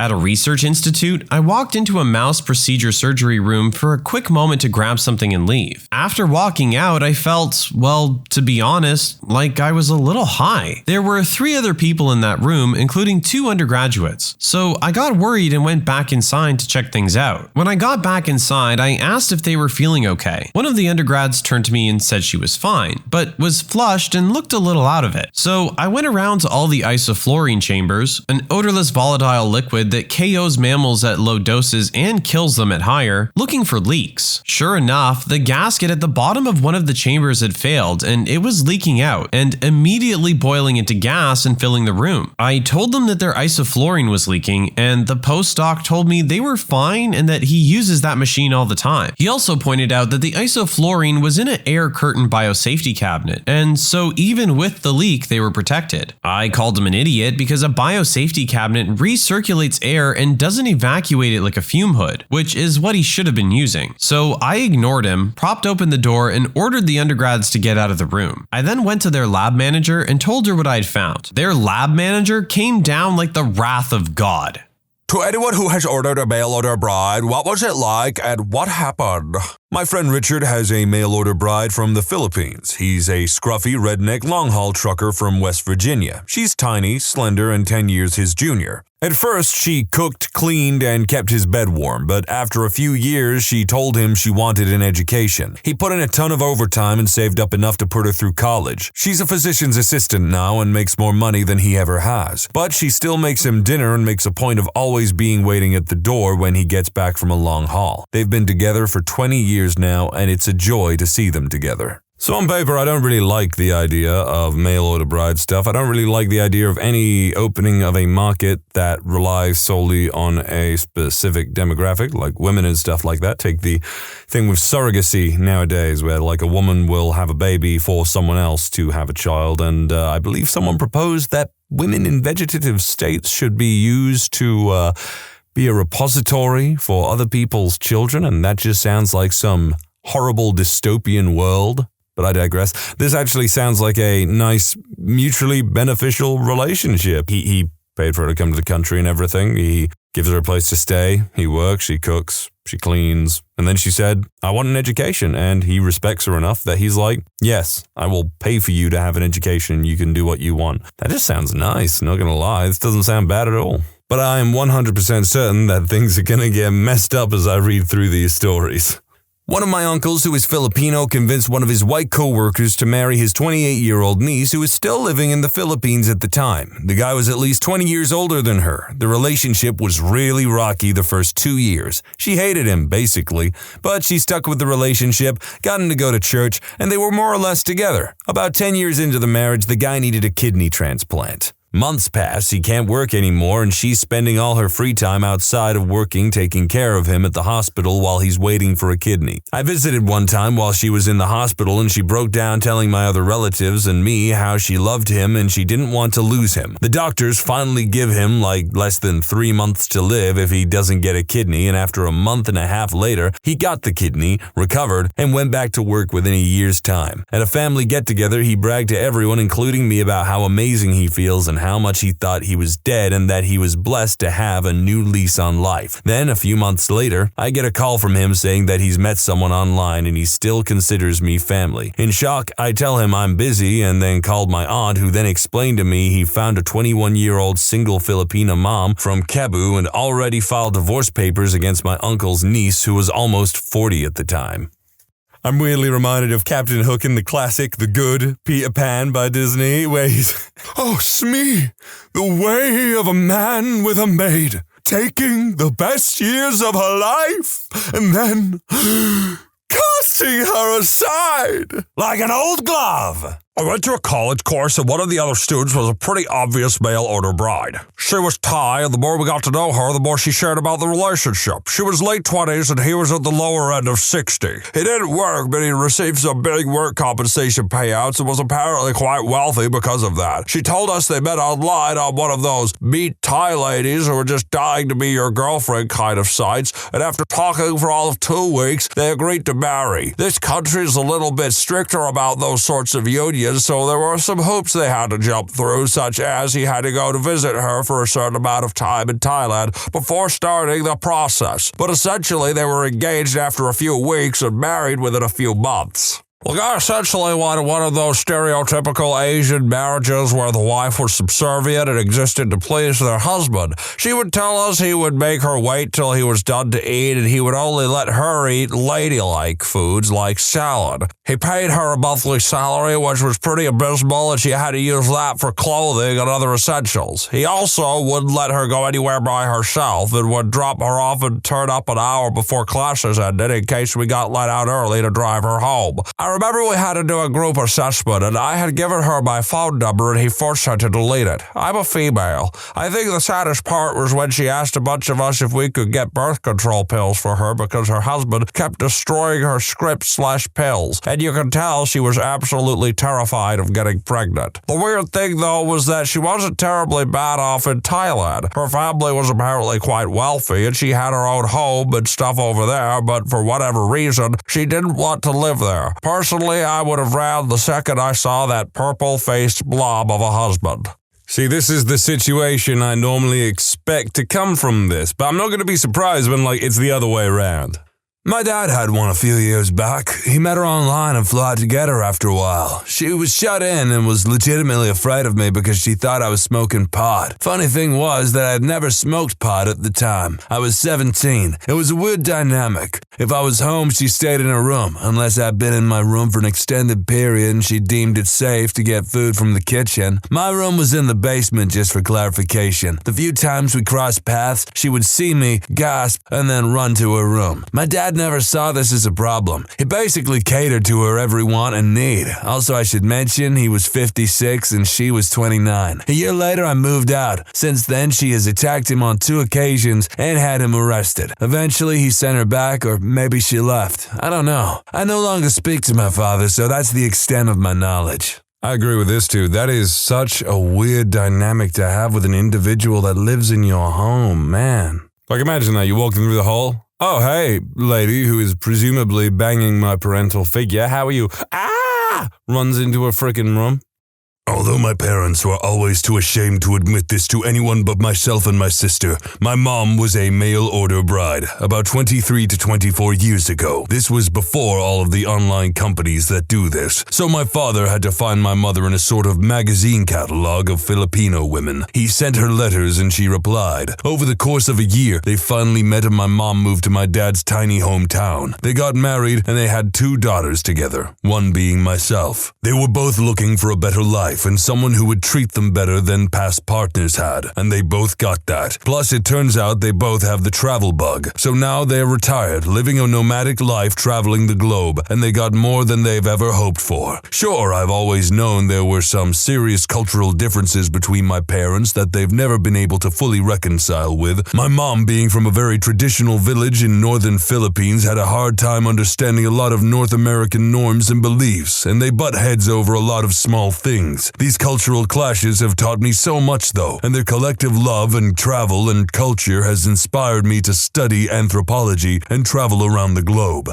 I can't imagine having lived in a home where we didn't eat bacon, rice, pancit, and steak or purple ube birthday cakes on a regular basis. TLDR, my mom was a mail-order bride resulting in a long-term happy marriage between my parents and purple birthday cake for me. Purple birthday cake sounds pretty rad, and I gotta say, out of all the ways you can get a mail-order bride, the fact that this guy had to do it without the use of the internet or something is, in a way, only in a way, a little bit respectable. The fact that he had to send actual letters and then wait for those letters to be delivered and then wait for a reply back, and I don't know, the patience this man must have had. I know a guy who married a Russian gal, supposedly not quite mail order, but someone he'd known online for years and spent time with several times over the years. He had learned Russian fairly fluently as well. Her actually gaining citizenship required a number of interviews over something like 2 to 3 years to establish legitimacy and so on. During the very last interview, where she would have finally been rubber stamped in, she admitted to cheating on him. During the interview, deal over. He withdrew support from her and told her to take a hike. Last he heard heard she had fled the state before immigration could deport her and now was just another illegal immigrant in the U.S. Strange thing was she had a young kid, not his, that would have definitely been born during the time they were supposedly involved long distance. Sounds like he should have seen this coming. He was definitely heartbroken about the kid though, treated him like his own anyway. All she had to do was shut up for just one more hour, let the paperwork get finished, then ditch him and she'd have gotten off completely free and legal. Man, why would she do that? Like, you know, the land of milk and honey is right there before you, Russian lady, and you just like threw it all away by admitting it. I mean, maybe on some level the guilt was there? I don't know. I'm curious why she like gave up the ghost. I used to work retail with a Filipino woman who was a mail-order bride. She was a tiny little thing around 35 years old, and her husband was a very large, stocky white man around 50 to 55. I thought it was very weird when she first told me, but when I met him and saw them together, it actually seemed like a nice fit. He was always coming into the store to bring her lunch or to buy her things and pick her up from work on his motor scooter. It was pretty cute watching them ride it together. It seemed like he really enjoyed spoiling her, and when she talked about him, she seemed very much in love with him. It didn't appear that he was particularly wealthy or anything, but he treated her very well and they seemed very happy. Just before I left that shop, she had just became pregnant with their first child. I guess it's one of those things. Who would I be to judge someone for how they meet the woman that they love if they're genuinely happy together? I mean, I think one of the most popular ways to meet women nowadays is Tinder, which is kind of depressing, but I guess that's the way things are with people being less and less sociable nowadays.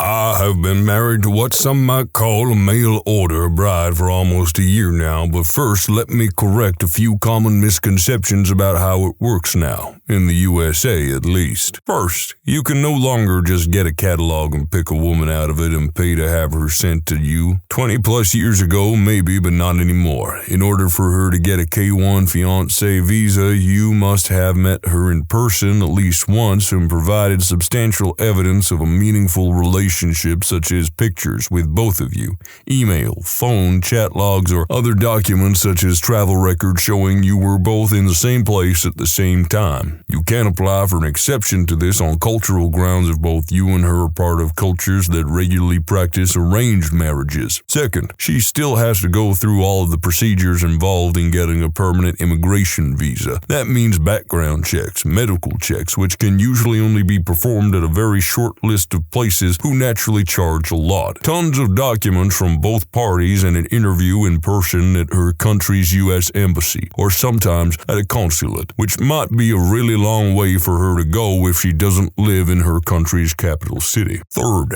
if you meet her through a service legally known as an international marriage broker, or IMB, designed specifically to match Americans with foreigners looking to marry and immigrate, you have to get a background check done on yourself, and that information is then given to her as soon as you start talking. This information includes things such as your criminal record, especially any history of domestic violence, your marital and family history, number of previous wives, divorcees, number of children, and personal information, age, full name, legal name, etc. All that said, I went on a tour of Thailand as a combination vacation and to meet some of the women on one of these sites. I was 34 at the time, and the next youngest man who was there at the same time as me was 48, and I'm pretty sure all of them, 8 others, had been married before at least once. As for the women, some just seemed like they wanted money or free food and drinks. Others seemed like they just found foreigners more attractive but had no interest in leaving their country, and very,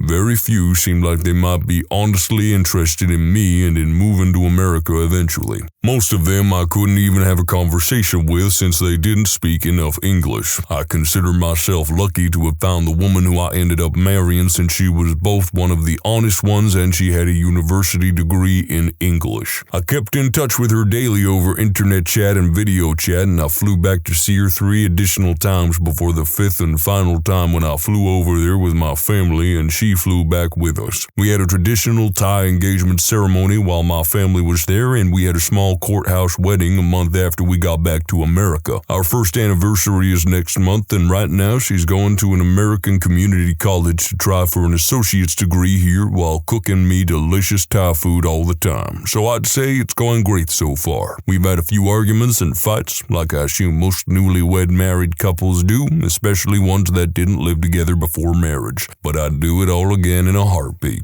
See, that's the interesting part about reading all these Reddit stories and everything. It's interesting to learn about these processes. Like, obviously, this has its upsides, its downsides, and whatnot. I guess good for the guy. He's celebrating his first wedding anniversary. Like I said, I'm just a bit mixed on, like, the whole, like, morality of mail-order brides, I guess. But quite a few of these seem to have worked out quite well. My sister's father has a mail-order bride from China. She was a divorcee with a 17-year-old son. I only got to meet her once, but she was really nice and cooked the most amazing food. Last year, my sister's dad finally started taking Chinese language classes as a surprise and found out that her cute nickname for him was Fat American. Don't even ask me the logic of like why I pick the voices I do for these stories, because there's no logic to it. I just come out with one and then I dedicate myself to it. It's pretty much just for the sake of variation. My uncle is married to a wonderful Filipino mail-order bride. He's a socially awkward aspie. She's warm, gregarious, and funny. They've been together probably 18 years and have a great, well-adjusted kid. As a teen, I thought it was such a weird relationship. I imagined for her that it was very shallow and lacking in fulfillment. Now I can see that they both get a better life. Her financial situation improved as well as that of her family back home. She has a beautiful child and she married into a pretty nice family. For my uncle's part, he has a wife and daughter who care about him and help him navigate the world. I adore her, mostly because she was good to my grandmother, Uncle's mom, and she visited her all the time, called her mom, made sure her daughter, she's my cousin even though she's younger than my own kids, had a solid relationship with grandma. All in all, I think my uncle seriously lucked out meeting such a great bride. To be perfectly frank, there have been too many positive ones. I'm not even thinking about the main topic right now. I'm honing in on they were my cousin even though they're younger than my own kids. So does anyone remember Johnny Kapahara? And it was like 2 movies about a Hawaiian guy who moves to like Aspen or something. It's somewhere with snow and all that, and he learns to snowboard rather than surf. But then in the sequel film, he goes back to Hawaii, I think, and he meets up with his grandfather who has had like an illegitimate child with someone. So that makes this young boy Johnny Kapahara's uncle, and he like holds over and like, I'm your uncle, you should listen to me, even though he's like 10 years old and Johnny is like 17 or some crap. I don't know. That's all I'm thinking about right now. I used to play Magic at a game store where the owner often went to Thailand to star in Shemale Smut. He was very open about it and would tell you about it and show you the DVDs if you asked. Anyway, on one of his trips, he decided to bring home a bride. She was a very nice younger woman. They lived in his store. He converted the back room of his comic store into a studio apartment, and she basically stayed in that back room all the time. He would occasionally yell at her to make him food, and that was generally the only time we would see her. She stayed with him just long enough to get citizenship and then bailed on him. Ungrateful. No, that's good for her, to be honest. This guy sounds like a pig. What I'm more curious about is if he had a penchant for, the best of both worlds, I guess you could put it. Well, what was she packing? My neighbor growing up had a mail-order bride from either Russia or Ukraine. They had a son, and he was a butthole. We had a bonfire one night, and he decided to surprise me and everyone else around by throwing batteries into the fire. Messed everything up. Came home from a half day at school one day to see cop cars in front of the house. Turns out that the father was beating the wife and graping minus the G the son. That's why he was always kind of messed up. I was waiting for a messed up one like that. Am I happy that I found it? Not particularly. Hope that guy's rotting in jail.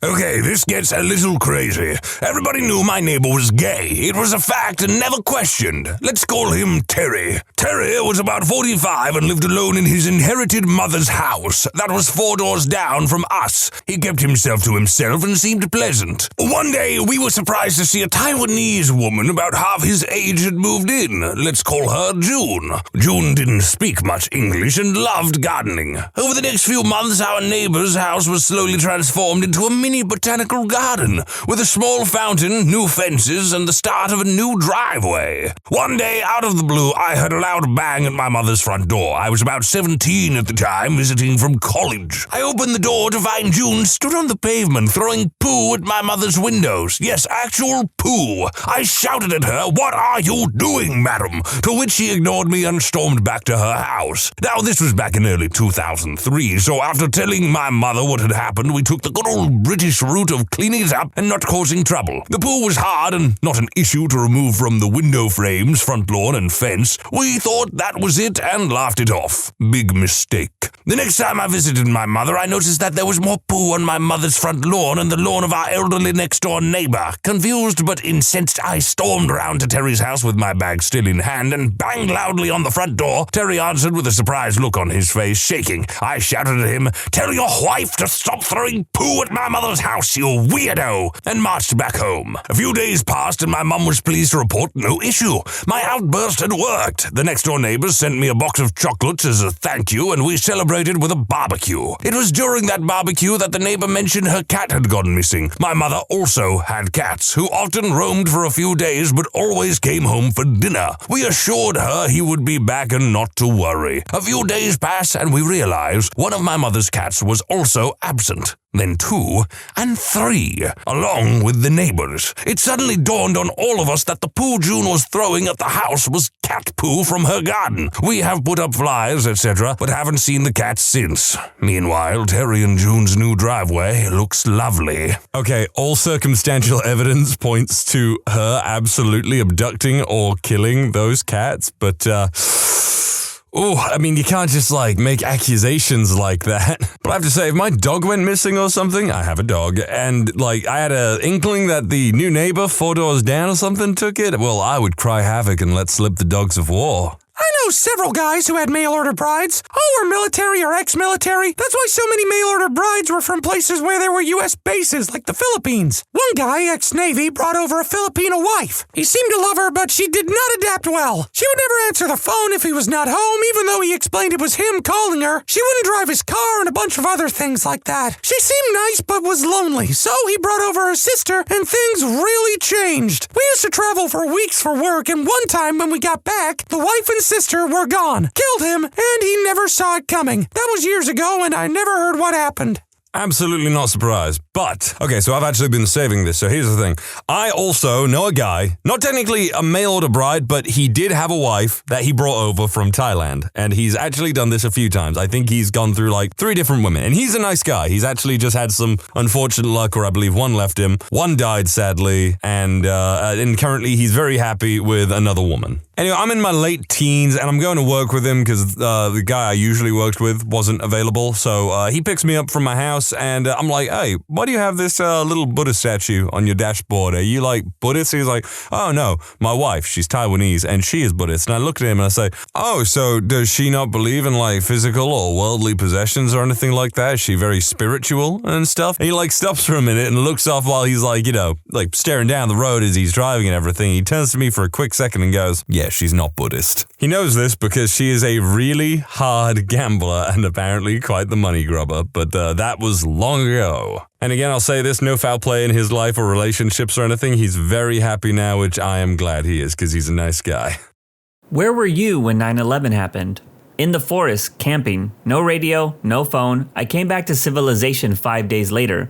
Everyone had processed what happened, as much as you would expect. I had not even heard about it, so I was out of sync with the world. Strange times. Man, you must have found a portal out there and accidentally traveled to a bad timeline. There's a really good podcast called 9/12, which is all about how we as a society reacted to 9/11.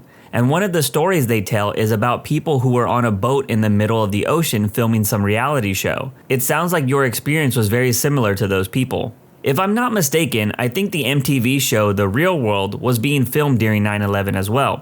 I remember them giving them TVs to watch because the show usually didn't allow TVs and stuff in the house. Getting ready to pick up relatives at the airport in preparation for our wedding. How was the airport scene? Oh, their planes were grounded mid-flight. The wedding was canceled. I was pretty young during 9/11, so I wasn't a traveler at that point, but I did have some flights canceled at the start of C-19, and I remember it being a weird feeling. I can only imagine how it felt during 9/11. Under anesthesia at the Boston Children's Hospital, I woke up being moved into an elevator on a gurney. They had finished my surgery, but weren't bringing me to the recovery ward. Boston's Children's Hospital is a very tall building, and Boston had advised all buildings to evacuate all the floors above the 10th floor. So I was moved down to a lobby after my surgery. That's gotta be wild, going under in one reality and waking up in another. That's pretty much like anytime something happens during the night. That last statement is super true. My most recent experience with that was waking up in America and hearing about the earthquakes in Turkey. Not something anyone should have to wake up to. I was sleeping during the first plane, getting ready for work when the second hit. Went to work for 3 hours with no customers.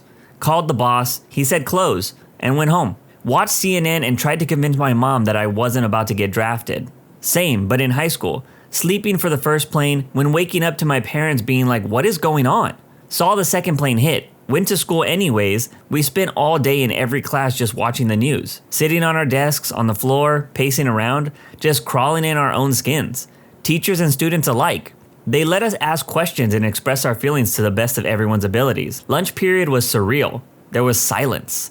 Not a single plane in the sky. Got in the car, turned on music, and then turned it off immediately. It felt disrespectful. Whatever fast food we got that day was just eaten in silence. So gut-wrenching. Remember it like it was yesterday. Similar, my brother was a truck driver and happened to be in New York State at the time. He called my dad at home. I watched the second plane hit live. I did go to school afterwards, but it was an odd day. I'm in Canada on the border with New York State, so we were glued to CNN. I vaguely remember seeing F-18s flying.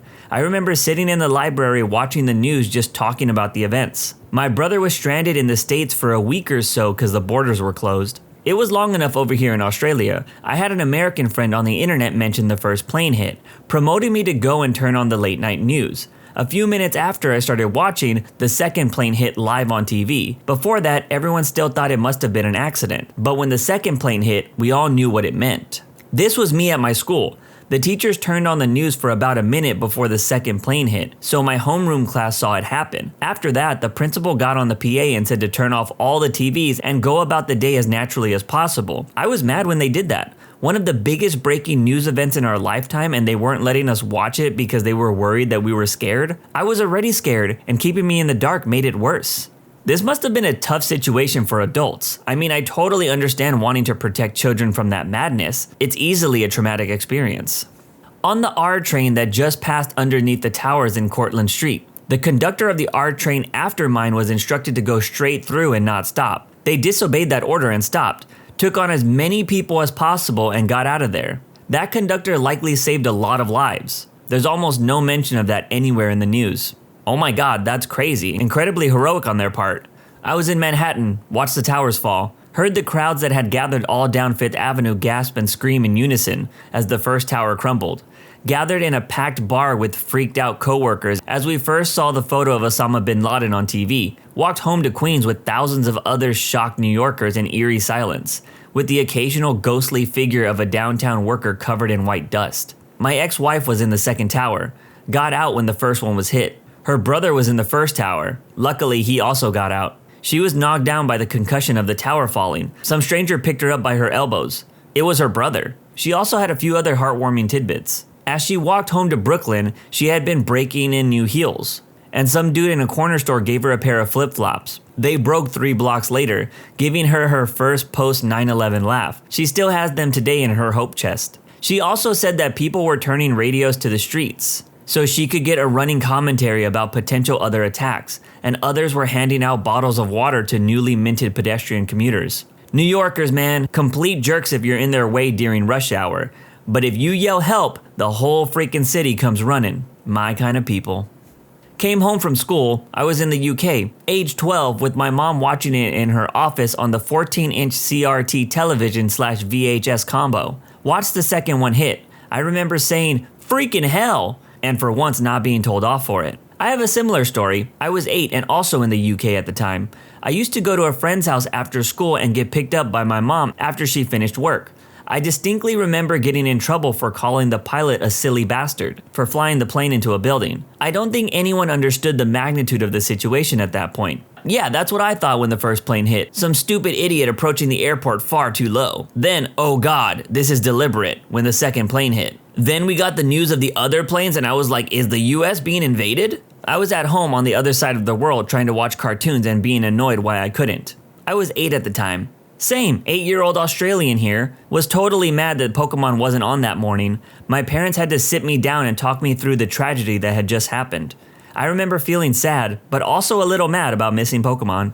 I was in my mid-20s at the time and on the internet, when a friend in the US told me about the first plane impact. I turned on the late-night CNN feed. Channel 7 used to run it instead of infomercials. I don't remember for sure, but I think it was about 1 a.m. Melbourne time. I woke up my wife and told her I had just saw the start of World War III, and she said, "Huh? What? I'll just read about it in the morning," and went back to sleep. The next morning, she woke up and said, "Holy crap, you were serious?" That's how I feel when anyone tells me anything while I'm half asleep. I was at the World Trade Center on 9/11 because I worked across the street. I was at the base of the South Tower when I saw the second plane go into the building, and I ran away toward the South Street Seaport. It had a huge impact on my life and still does, but I met the love of my life because of it, and now we have a son. I was thinking about it today because New York Magazine did a profile on us on Valentine's Day of 2002 and called it Love After 9/11. There was a lot of coverage after 9/11 on how many surviving firefighters ended up leaving their wives for the widows of their dead colleagues in the years after. Basically, they would be consoling the widows and form a bond over their shared grief. Strange effects of a terrible day. Trauma bonding is a real thing. If you've never heard of it, look it up. I was in the restaurant business at the time. Woke up to start getting ready to go to wine tasting at Windows of the World at 1 p.m., top floor of the North Tower. Then I turned on the TV.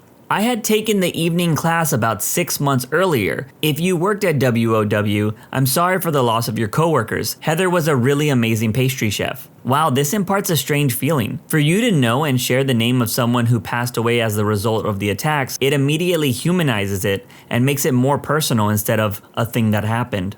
Third day of high school in Long Island. Every TV was turned on around 8:50 a.m. My fourth period global teacher ran out of the class when the first tower fell. My sequential 2 math teacher still gave us a quiz that day. Kid behind me was crying the whole time. His parents worked at the World Trade Center. Never saw him again the following day. That next day, they sent the freshman class on a retreat to meet their fellow classmates, as we previously planned.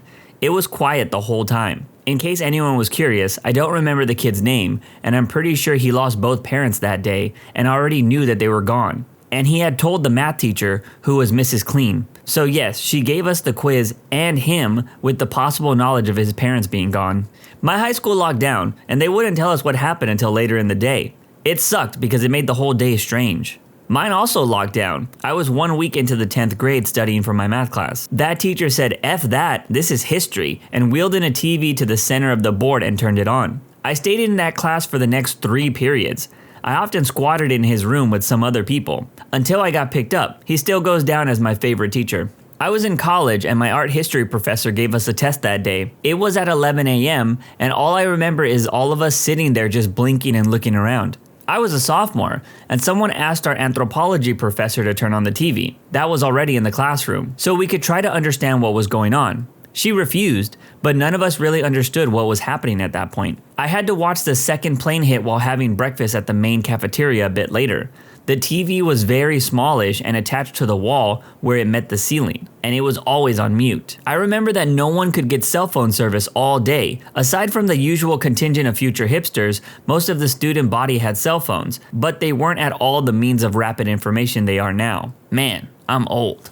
I don't think I had a cell phone during 9/11, but I think I remember hearing about how phone lines weren't working. Working at a bakery listening to the radio. I was 21. It reminded me of the War of the Worlds broadcast that I learned about in history class. I still wasn't sure it was real until I got home and saw it for myself.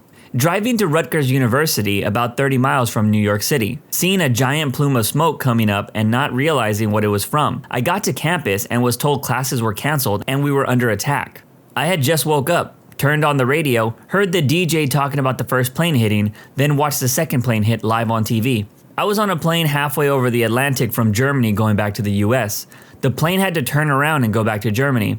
I was 10 months old. I still have the passport with my 9/11/01 stamp on it. Wow, there's an amazing documentary about the emergency landings that had to take place at the airport in Canada because of the hijackings. It's an interesting story, but I'm glad your family was able to go back instead of having to deal with that. I was working in downtown Ottawa, Canada, for those that don't know, in a skyscraper when it came on the news after the first plane hit. I remember the first news saying that they thought it was a news helicopter that had accidentally hit one of the towers. I went to one of our boardrooms and saw the second tower hit live on TV on one of our massive projector screens. We were told to go home at some point after the news of other planes started coming down. Leaving our building and traveling through downtown was intense. We knew planes were being diverted, we didn't know if we were under attack too. I was 1 block away from Parliament Hill, and the streets were filled with military and heavily armed police vehicles. I also saw people jumping and the towers fall while it was being recorded live. Even though I wasn't in New York City, it was still an event experienced in real time. Some years, on September 11th, it hits harder for some reason. I was in the 5th grade. fifth floor math class looking out the window like usual at the Manhattan skyline from our school in Queens. We didn't see the first plane hit, but we did see the smoke and we pointed it out to our teacher and said that must be some kind of fire. I remember thinking, how the heck were the firemen going to spray water all the way to the top? Teacher next door came in and told our math teacher to turn on the radio. When the second plane hit, the radio went off, and soon after we were all called to the lunchroom. Some of the kids' names were called, and they were pulled to go to the principal's office afterwards. I found out that their parents had worked in the towers. It was very surreal not knowing what was going on and the teachers all huddling together whispering amongst themselves. After a few hours, they let us go home, and I ran home across the street and made it to the 5th floor apartment asking my mom what was going on, and if I could go to the roof and look at the skyline. I went up there by myself and it was the weirdest view I'd ever seen. The towers weren't there anymore. I stayed there for what felt like the rest of the day just looking at the smoke and fighter jets flying above me towards Manhattan. School days for the next few months were weird. We were like in this limbo where all we had to do was have positive talks about America and make "United we stand, divided we fall" posters to hang around town. But there was always an underlying feeling of hurt and sadness. Those were some strange days. At the exact moment, sleeping. I was in California, so I was still asleep at the time. I was in college and I overslept that day, woke up and was in a rush to get to my first class. My roommate at the time was trying to show me something on TV that morning, but I was in so much of a rush I didn't pay attention to him and left for class. In the car, I had a CD playing. If I had the radio on, I probably would have heard it there. When I got to school, the parking lot was usually full, and running late meant you wouldn't be able to find a parking spot. But it was almost empty, and I was able to get a parking spot right up in front of the school. I should have known something was off, but I was just happy to be getting a good parking spot. I rushed to class, and when I got there, this class that usually had 50 students normally had about a half dozen people there. I said, "What's going on? Where is everybody?" That's when I finally found out what happened. The internet was a thing and some people did have cell phones, but there wasn't constant communication like there is now, so I was able to go the whole morning without knowing.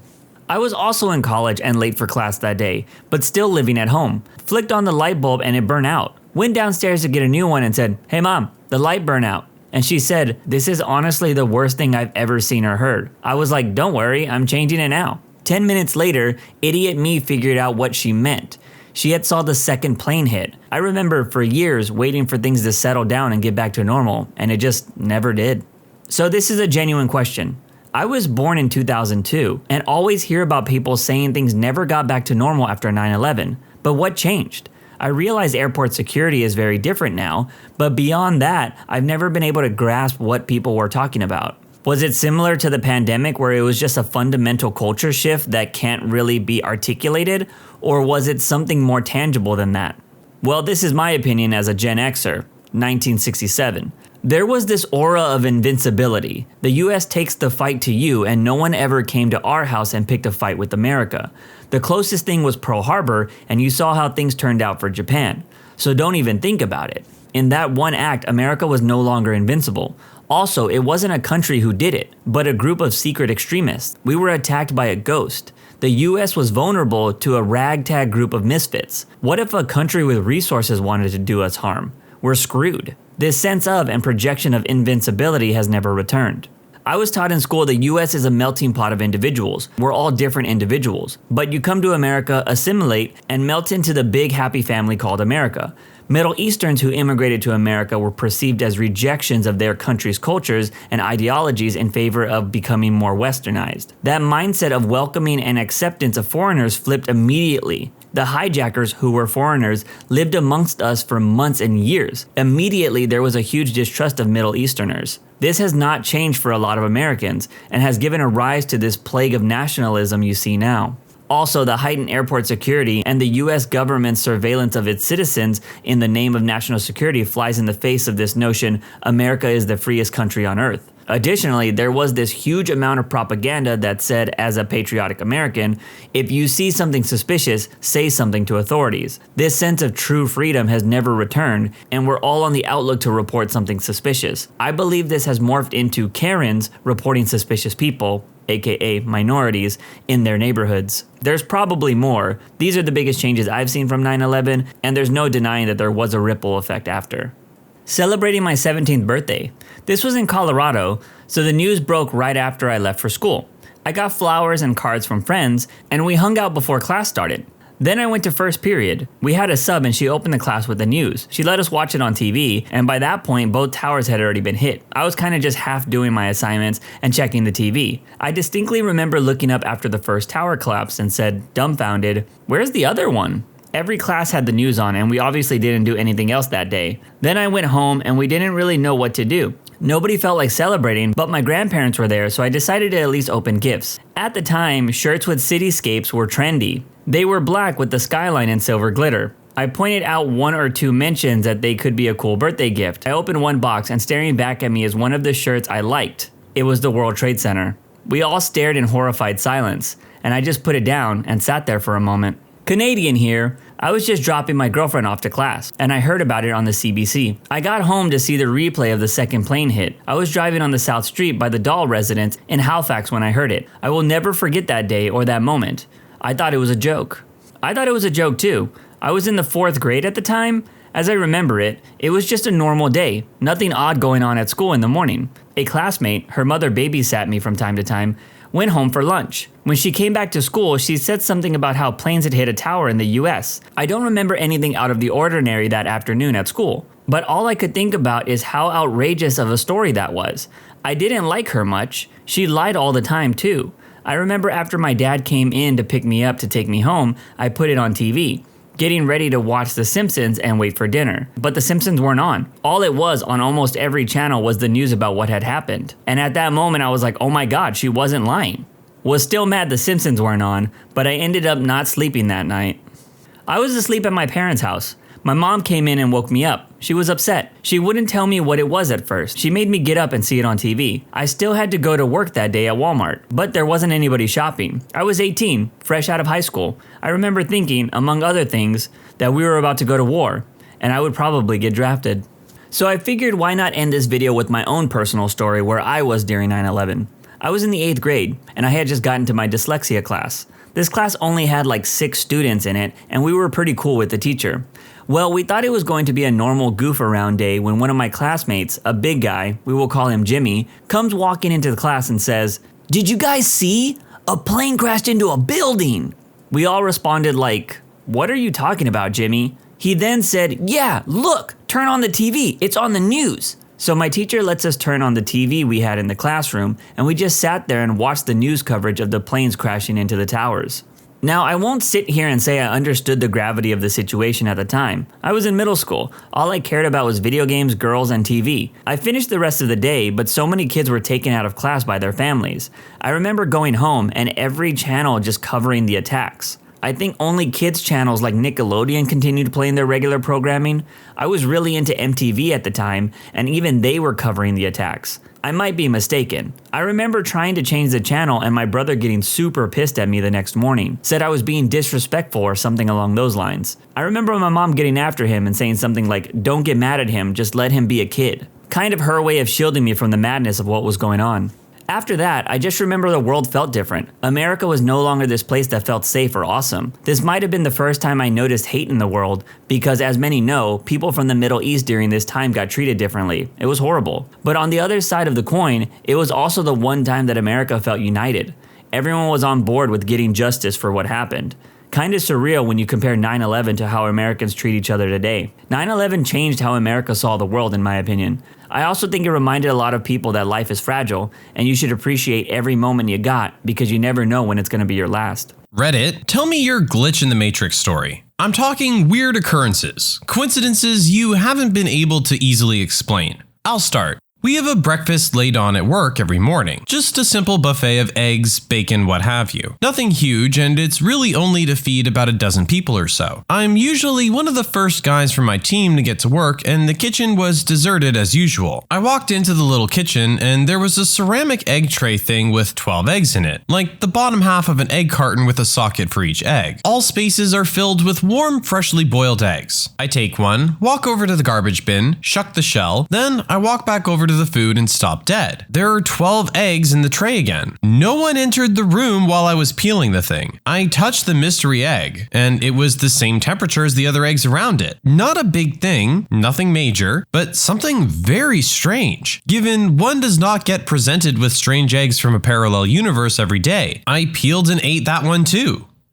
When I was around 20, a few years ago, I kept having dreams about a woman with long black hair named Aurora. They were different dreams, but for some reason, her distinct face and name always ended up in them. It got to a point where I would wake up frustrated and confused, trying to Google her name or find out how I was connected to her. After a few months, she stopped showing up and I dismissed it, thinking my brain was just being a scumbag. Fast forward a few years later, Halloween 2009. I'm in the car with a friend stopped at a gas station. I'm about to pull out and merge onto a highway when I get a phone call from a random number. So I stopped the car, but no one answered. There was a person behind me who grew impatient, honked at me, and then swerved in front of me instead of waiting for 2 seconds for me to move. Second they get on the highway, some silver Civic loses control of their wheel and crashes into the car that swerved in front of me. I called the cops and waited at the gas station for them to come. Turns out the drivers of both cars had died. It 100% would have been me if I hadn't have gotten that phone call. Called it back a few hours later out of gratitude and curiosity. Rang 3 times and went to voicemail. Hi, you've reached Aurora. Please leave your name and number. Never had goosebumps like that in my life. Called it again the next day because I was that confused about the whole situation. Some woman answers and we get to talking. I tell her my entire story including the dreams I had. She tells me she doesn't know how I got her number and that she never called me as far as she remembers. Weird. Ask her if she has a Facebook to confirm if she is in fact the woman in my dreams. Check her Facebook? Holy crap, it's her. If that's not a glitch in the Matrix, then I'm just crazy.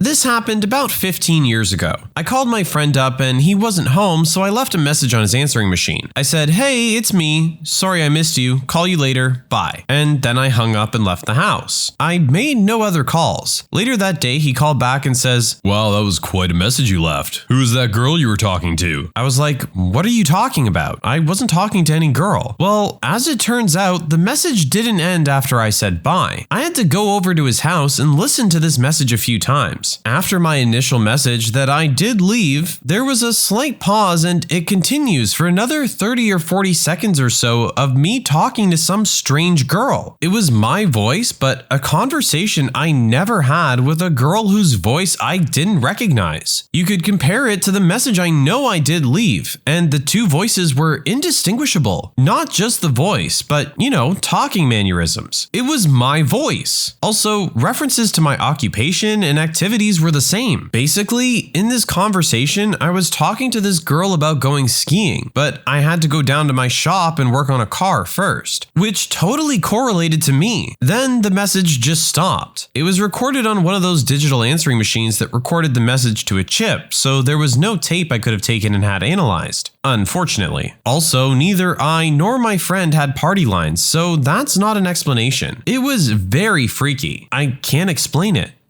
Driving home on a stormy day, I see that a side road up to the local golf course is blocked off by flashing barricades. I also spy a Mercedes parked past the barricades with its hazards on. I stop and walk up to the car to see if they need any help. I'm an EMT. I shine my light in the back seat to see a man slumped over apparently asleep. Thinking I've got a few drunks, I move up to the driver window and rap on the glass and shine my light in. The driver is sitting bolt upright, unmoving, staring straight ahead. My window rapping or light doesn't cause him to blink, flinch, or move. I look over and the passenger is slumped forward onto the dash. This begins to creep me out. I call down to the sheriff's station and request a unit to come up to my location to help me check them out, since the doors of the car were locked. While on the phone, I walk back to my truck to get my go bag. As I'm on the phone with dispatch, she asks me to get a license number for the car, just as a massive truck comes rumbling down from up the closed road. I move to go around the truck to get the plate number, and the car's gone. I talked to the driver of the truck and he said there was an 80-foot tree down across the road and that he didn't think it'd be open for a day or so. The question is, where did the car go? Tree up one way, barricades down the other. It's kept me a bit unsettled when stopping at accidents and hazards since then.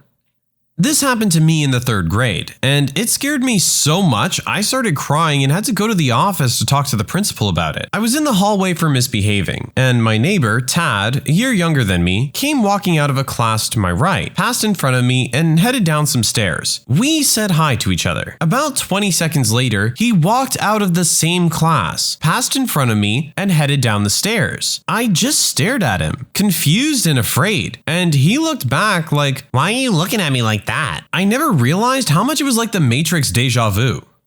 At 12 years of age, my mom let me stay in the truck as she went grocery shopping. As I wait, I see an old guy walking towards the truck with an indescribable look at me as if I know too much. He stops 5 feet from the truck, looks at me for a couple of seconds, and heads back the exact way he came. It was rather traumatic for some reason and very confusing at that age. 5 or 6 years later, my dad was showing me home videos of us at Yellowstone. At Old Faithful, I noticed the same guy, same look, same clothes, peering at us on camera and at me through the TV. I'm freaked out just telling this. At a friend's place back in 2008, when we were all teenagers, we had a cool shed at a friend's that we'd hang out in every weekend. It had 4 sets of bunk beds, tables, a fireplace, TV, fridge, etc. The whole lot. One night, we were all hanging out in there when I decided I needed to use the bathroom. I walked out the front door of the shed and started walking to the right where I stopped. Now, let me explain the layout here. As you walk out of the shed, his house is to the left, and to the right is where we all parked our cars. Further out, you're left with empty fields and trees. It was dark by now, the lights from the house illuminating the space between the house and our cars, but trailing off just past them. As I took a step to the right, intending to go behind the cars to relieve myself, I saw my friend's older brother standing there. I watched him for a good 5 to 10 seconds as he stood there, facing into the darkness. He then proceeded to walk behind a couple of trees and a car before he disappeared. Confused, I walked back into the shed and asked my friend what his brother was doing by the cars. The conversation went as follows. "Hey man, what's your brother doing by the cars?" What do you mean? "He just walked off behind the cars." "I'm right here." I looked over and there his brother was, sitting down on one of the chairs with a drink. He was wearing the exact same clothes I saw him in, and the only way to get into the shed was through the door that I was standing in the way of. To this day, I have no idea how it happened at all. I'm guessing I was just seeing things, but the fact that I watched him walk around for a good 10 seconds has always puzzled me. I've never had anything else like this happen. I have one of these that involves the Matrix. I got my wisdom teeth out in 2000, right around the time that the original Matrix came out on VHS. I was bombed completely out of my mind on Percocet after coming back from the surgery. I had awful wisdom teeth, and my mom basically just dropped me in bed and went and rented the movie for me because I'd never seen it in theaters. I remember being irritated that the sun through the window was making the TV glare, but being too out of it to get up. A little bit after the black cat glitch in the Matrix scene, I passed out and apparently slept for about 8 hours. The tape in the VHS machine kept rewinding itself and playing over and over again. I woke up and the movie was at roughly the same spot as when I passed out, but it was completely dark outside. 0 time lapse for me. Completely lost my mind. Started freaking out and screaming because I thought I discovered the secret and somebody turned off the sun. I remember crying and trying to explain to my panicked family, who have never let me live it down.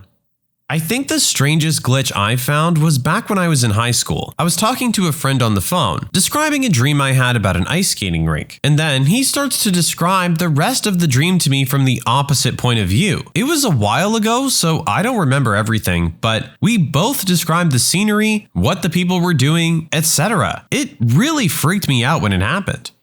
My dad has this little toy monkey that he used to call his favorite child and tease me and my siblings with it. Not in a bad way, but it was really frustrating to us and we spent hours trying to steal it from him. Well, anyways, one day we got it and threw it in the garbage after drawing on it and mangling it for a bit. My dad laughed and searched for it for a bit, but basically figured we'd thrown it out and gave up after a week or so. Anyway, a few years later, when I was about 17, I'm walking down the street in Toronto. I don't live in Toronto, was just visiting friends, and see this little orange object on the side of the road. When I walk over to it, I pick up and see that it was the exact same monkey. It even had the black Sharpie lines on it from when we drew all over it. I honestly cannot even come up with the chances of that happening, especially considering our garbage is sent to a local dump and is nowhere near Toronto. I actually took it with me and killed it with fire just so I knew it wouldn't come back again.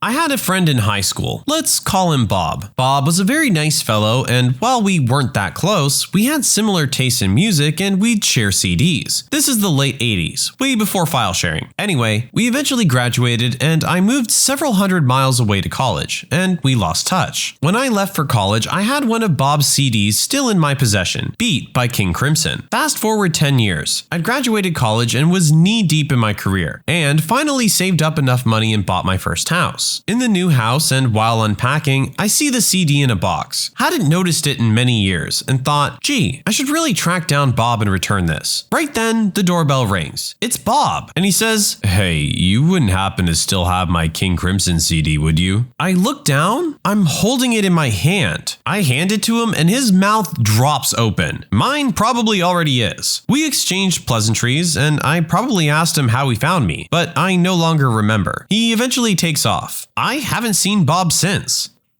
I was a satellite installer and I was driving between two small towns in North Carolina, Statesville and Taylorsville. It's about a 20-minute drive of a perfectly straight 2-lane road with pretty much nothing but trees on either side. It's the middle of the day and I'm driving along listening to Howard Stern on Sirius when all of a sudden I go from wide awake to falling asleep, meaning 1 second I'm normal and a second later my head is drooping down and eyes closing. And what snaps me out of it is my car bounces like it just hit a speed bump, but I'm still in the middle of the road. Howard Stern is still in the same sentence, but my GPS signal says it's lost. And then I hear recalculating. And when it comes back, I realize I'm about 12 miles further down the road than I was, and I'd missed my turn by 5 miles. My immediate thought, even though I consider myself a level-headed atheist, was that I fell asleep, hit a tree, and died, and was now in some weird afterlife. It was such a strong feeling that I drove to the nearest gas station, got out,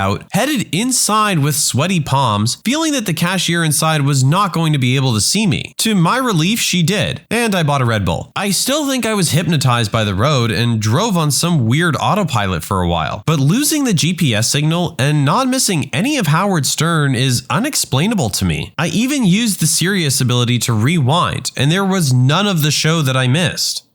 I used to work in a building that had 3 levels of sub-basements, with the piece of lab equipment I typically worked on in the lowest basement. I had the only key. There was a wired phone in there and I did work late some nights, but not this night. I was sleeping alone in my apartment when I woke up to a call on my cell phone from my girlfriend at 3 a.m. She was in hysterics asking why I scared her. Apparently, she received a call from that basement phone just a minute earlier, with someone who sounded like me slowly repeating her name, until crackling and fading out. My apartment was 10 miles away from work. I thought she was lying, but I saw the 3 a.m. call from the basement phone logged on her cell myself. Still freaks me the heck out. My friend used to put up a recurring away message back in the day when everybody had AIM. She was a Beatles superfan and put up a sentiment from John and Yoko, Acorns for Peace. Well, one day I was walking around my college campus thinking about it, but failing to remember the full quote for some reason. In my mind, I kept thinking, something for peace. Something for peace. What the heck is that message anyway? Right then, some chick on a cell phone walks by me and screams, "Acorns!" I realize this is not a super freaky story, but it made my day at the time. It's not every day someone screams out "Acorns" in your vicinity at the exact right time. I have 2 stories that are just super weird. Both of them are things I would just not believe if someone else told them to me, but I can swear with every fiber of my being that they happened as I write them here. The first happened a couple years ago. I can't remember the occasion, but my mother and I had gone to A&W for lunch, and we were both sitting there eating our meals. We happened to be seated pretty close to the washroom doors, so I noticed everyone who was going in and out. First person to come out is this old man who's kind of hobbling along. He walks past and I looked at him and went on with my meal. Not 30 seconds later, another man comes out of the bathroom, and at this point, I get a little freaked out because I realize it's the exact same person. Same limp, clothing, face, everything. A couple minutes later, the same thing happens, except it's an old woman this time. She comes out, then 30 seconds later, comes right out of the bathroom again. My mom took a look at me and said, "You look like you've seen a ghost." I just kind of stammered a bit, then wrote it off as me being crazy. The second story is more weird in my opinion, and the single strangest occurrence of my life. This happened when I was about 9 years old, but I can still remember it vividly. We were visiting family in Nevada with my dad, and they lived out in a very dry area in a fairly good-sized trailer. A couple days in, I was playing with my cousin, pretty much just messing around in the dirt. At some point, I look up. Right next to the house is field, I guess, surrounded by wire fence, probably originally for livestock. look. But anyway, there's this guy standing there. This is a good 300 or more feet away, so I can't see him clearly. Cue the weird. As soon as I look at this guy, I have what I can only describe as an out-of-body experience. My body pretty much just went into lockdown and I was no longer seeing through my eyes. And I wasn't just floating there or anything. I was in that man's body. Through his eyes, I could see two little shapes playing across the field, but I could just feel that he saw the shapes as animals. And then I realized he was holding a shotgun. After that, I regained my body and blurted out, "We have to go indoors," offering no explanation to my cousin, who thought I was nuts. I didn't tell anyone because I just didn't know how to express it to other people back then. I've only since told my brothers, but I don't think they believed me. Still freaks me out when I think about it today, because it's the only time I've ever lost control of my body. It was almost like a dream, but the whole thing was happening in slow motion. Josh, the guitarist of the band's best friend Matt, had died a couple of years back. He always talked about the kid and he seemed like a great guy. Josh always had this reoccurring dream where Matt was standing on this abandoned street, which supposedly was metaphorical for purgatory. Josh had all these conversations with Matt in these dreams, and because he had overdosed unexpectedly, he felt like his spirit was not able to move on. At the end of the dreams, Matt would take a bulb from the street light on the street they were standing in the middle of. Josh described these dreams in extreme detail, and I could pretty much picture what the street looked like. Fast forward to about 6 months into touring with these guys. They were huge Bright Eyes fans and wanted to stop in Cassadaga, Florida. Bright Eyes singer wrote an album there, and it's a really creepy, spiritual medium place. It might be worth noting that 6 out of 7 of the people that I was with were all atheists. So we drive into Cassadaga around 2 or 3 a.m. and drive around. Suddenly, this big black dog comes in the middle of the road and just stops and looks at us. The guys in this band were weird as heck and were saying things like, "Follow the dog, it's trying to show us something." And in my mind, I'm just thinking they're all idiots. We follow this dog for a few blocks as it was walking pretty slowly. All of a sudden, we turn a street and this dog bolts. We try to speed up, but Josh says, "Stop the van. This is it." We're all confused and he gets out of the van and looks around. This is it. This is the street in my dreams. We hang out for about 15 minutes, and from the way he described the street, from having houses on the left to a park on the right, it was definitely the street. As we get in the van, a streetlight goes off and we just drove off. He claims he never had any more dreams about it, and that was closure on everything. My dad used to get up around 3 a.m. every morning for work. Starting at a very early age, I would wake up on my own and wander downstairs to see him before he left. One morning, when I was about 4 years old, I made it to the bottom of the stairs and noticed that the front door was ajar. I opened it up and saw my father in his favorite work shirt making his way down the driveway to his truck in his typical work outfit, plaid shirt and dickies. I swung the door open wide and yelled for him to come back for a hug before he left. He slowly turned around and just stared at me and started walking back towards the house. He was looking so strangely at me that it started to scare me, and I began crying and asking what was wrong. Just as he had almost reached me, a pair of arms encircled me from behind in a big bear hug. I turned my head to see my understandably freaked out father staring at his doppelganger in the same outfit. The double took one look at my dad and ran down the driveway. Meanwhile, my dad yanked me in the house and locked the door. Weirdest morning ever. Never did quite figure that one out. I would not trust my 4-year-old memory of the event if it wasn't also witnessed by my father. He won't really talk about it to this day, but my mom has told me that he called out of work and she spent the day reassuring him he wasn't a nutcase. I was in class one day, sitting in a group of 3 people, including myself. We were talking and my friend dropped his pen on the desk. I saw it stall in midair for a second, then drop on his desk. My friend asked, "Did anyone else see that?" All my friends saw it, and it was the weirdest thing I've ever seen. To this day, I have no explanation for it. It wouldn't be a big deal if there weren't 3 of us that witnessed it happen. Runaway brides of Reddit, what's your story? What was the final straw? How last second did you leave?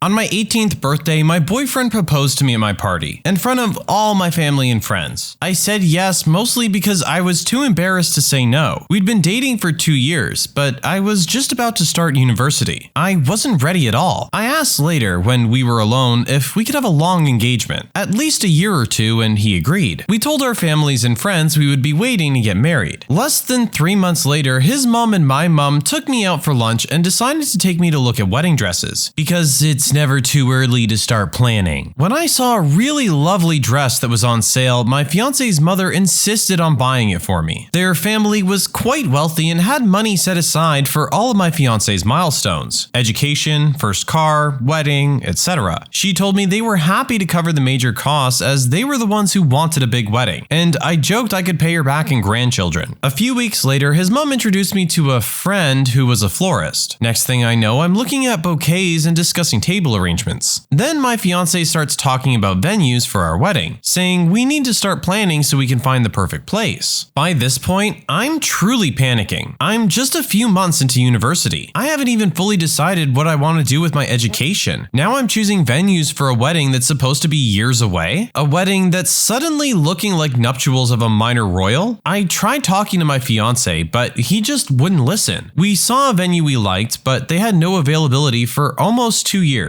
So we booked it and I could finally breathe again. I had 2 years to get ready for my big fat crazy wedding. Then the venue had a cancellation for less than 6 months away, and my fiance accepted it without telling me. Just canceled our future date and took the one that was now available. Then he arranged the entire wedding with the help of his mom and mine, damn her helicopter ways, before telling me. When he told me everything was booked, I went mental. His reaction was that he'd gone with all of my choices regarding catering, venue, flowers, etc., and so I should be grateful that he dealt with all the stressful stuff. All I had to do was turn up. When I explained that I didn't want to get married in 6 months' time and that this was the 3rd or 4th time I told him I wasn't ready for marriage yet, he told me that I was being childish and that the invitations were at the printer, so it was too late to change my mind. I finally realized that he was manipulating me, so I gave him the engagement ring back and told him I didn't want to see him anymore. I told my family and friends, cried a lot, changed my number because he wouldn't stop calling, etc. 2 months later, my mom got a call from his mother because she hadn't been able to get in touch with me to arrange dress fittings and finalize bridesmaids. He hadn't even told them we split up. My mother explained everything to his mother and figured that was that. The following week, she had the audacity to present my family with a bill for half of what they paid out for the wedding. It came out to thousands of pounds. They'd booked everything, right down to the cake and the favors, without telling me and wanting me to pay.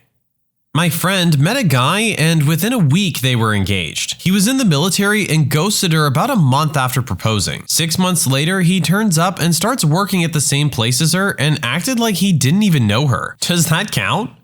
I was 17 at the time and still in high school. Met an alleged army guy, pre-full swing internet, so no way to really check, and we hit it off. I was young and fell in love with guys real fast, so when he proposed, I was ecstatic. The red flags were there. He asked my parents for permission. He proposed loudly at a pizza shop, which socially would have been too awkward to say no anyway. He didn't have his own place. I never met his family, and I never saw any evidence of being in the military. Cue a few weeks later, we had a fight because he called out his sister's name during sex. He then told me that everything would be fine because he was going to take me to Kentucky to live on an army base. He also told me he wanted me to be barefoot and pregnant most of the time. Ha ha ha. We were going to get married and leave the day after I graduated high school. I did some real soul searching. I became withdrawn and quiet. I was visiting my Nana one day and she asked me, "Are you in love with him or in love with the idea of a wedding?" And just like that, the bubble burst. I cried and broke it off with him 2 weeks before I graduated. Apparently, he'd already booked the justice of the peace, but he got married anyway 3 weeks later with the same ring he gave me. Poor girl. I wish I knew her so I could warn her. Had a friend that didn't know she was the bride until she was halfway down the aisle. Her parents had arranged a marriage for her, common in her culture, and had told her that the family had all been invited to a cousin's wedding. My friend was told everyone was going to be wearing white for whatever reason. I don't remember. They arrived at the church just before the bride was scheduled to walk down the aisle. My friend, thinking they're late, wanted to slip in and stay in the back. Her father, however, takes her arm and they start walking up the aisle. It isn't until they're halfway up that she stops and realizes everyone is looking at her and smiling and crying tears of joy. She turned to one of her aunts in the pew next to her and asked them who was getting married. The whole church went silent, and then the aunt looked at my friend's father and said, "You can't be serious. You planned a wedding for your daughter and just expected her to go along with it? Have the two of them even met? Did you seriously think this would work?" The whole room was then chattering about them, and the father just cleared his throat and told his daughter to keep walking. Luckily, the aunt grabbed my friend first and pulled her into the pew, pushed her past the row of people, and they both ran out of the church. Her parents disowned her after that, and she moved in with that aunt. At least she had one person in her family who was looking out for her interests. A woman I briefly dated was a runaway bride. Her ex never hit her but constantly belittled her and was basically emotionally abusive. Your standard kid, telling her she was lucky he wanted her, that she could never find anyone better, that she was ugly but he dealt with it, etc, etc, etc. She was a smart kid, was a medic in the military, saving dozens of lives in Pakistan. But emotionally manipulative people can get anyone if given enough time, and he got her. On her wedding day, her dad, who wasn't usually in the picture, having divorced when she was a teen, was having a conversation with her in the ready room, and got concerned when she started repeating a lot of the things her fiancé was saying to her. She said that she was mid-sentence when he stood up and said, "Let's go to Dairy Queen," out of the blue. When she was little, they often went to DQ and talked over ice creams. She took a second, agreed, and they left to go to DQ. But he drove 3 towns over, and they sat and talked over ice cream for hours while her phone rang the battery dead in the car. She said she felt like a huge weight was lifted and felt bad that her friends and family were waiting for her, but they would all understand later. He eventually got back to the church and told the bridal party it wasn't happening, and got his buddies to come and move all her stuff out the next day. She said that while her dad wasn't the best father in her teens, he was the best dad anyone could ask for that day. We dated for a couple weeks before we figured out we weren't a good match. We parted amicably, but I haven't talked to her since.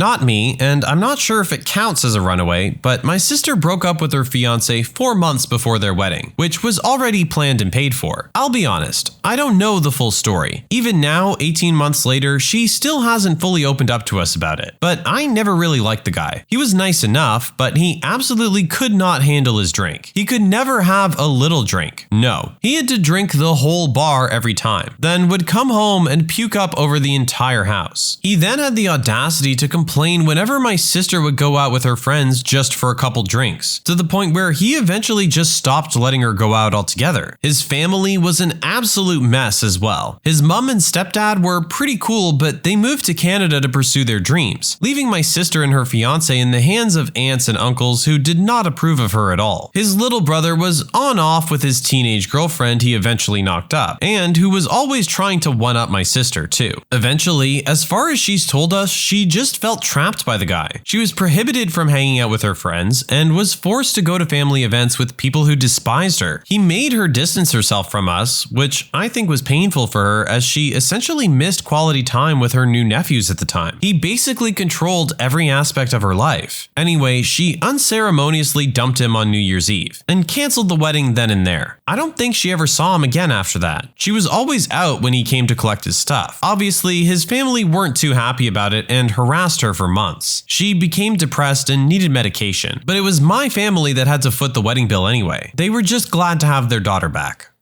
My dad was a runaway groom, broke it off 3 days before the wedding, mid-1970s, so he was in his early 20s. His fiancée, not mom, obviously, and her mother pressured him into proposing, which he did with my grandmother's ring. He also felt society sort of demanded it. It was more common to marry at that age than it is today. Deep down, he knew she simply wasn't the one, but figured maybe all men felt that way before a wedding, so he ignored that and hoped his feelings would change. Months passed and the wedding was all planned out. out. When relatives and friends from out of town began flying in for the wedding and gifts were arriving, reality hit him hard, and he, to quote Joe Bluth, realized he made a huge mistake. He sat my grandma and grandpa down and said, "Guys, I don't want to do this." They were proud of him for being honest and actually sort of thrilled. It turns out they hated her guts, but they told him he needed to immediately tell her face to face. And so my dad did. Like a scarred war veteran, he refuses to tell me the details, but said it was the most gut-wrenching conversation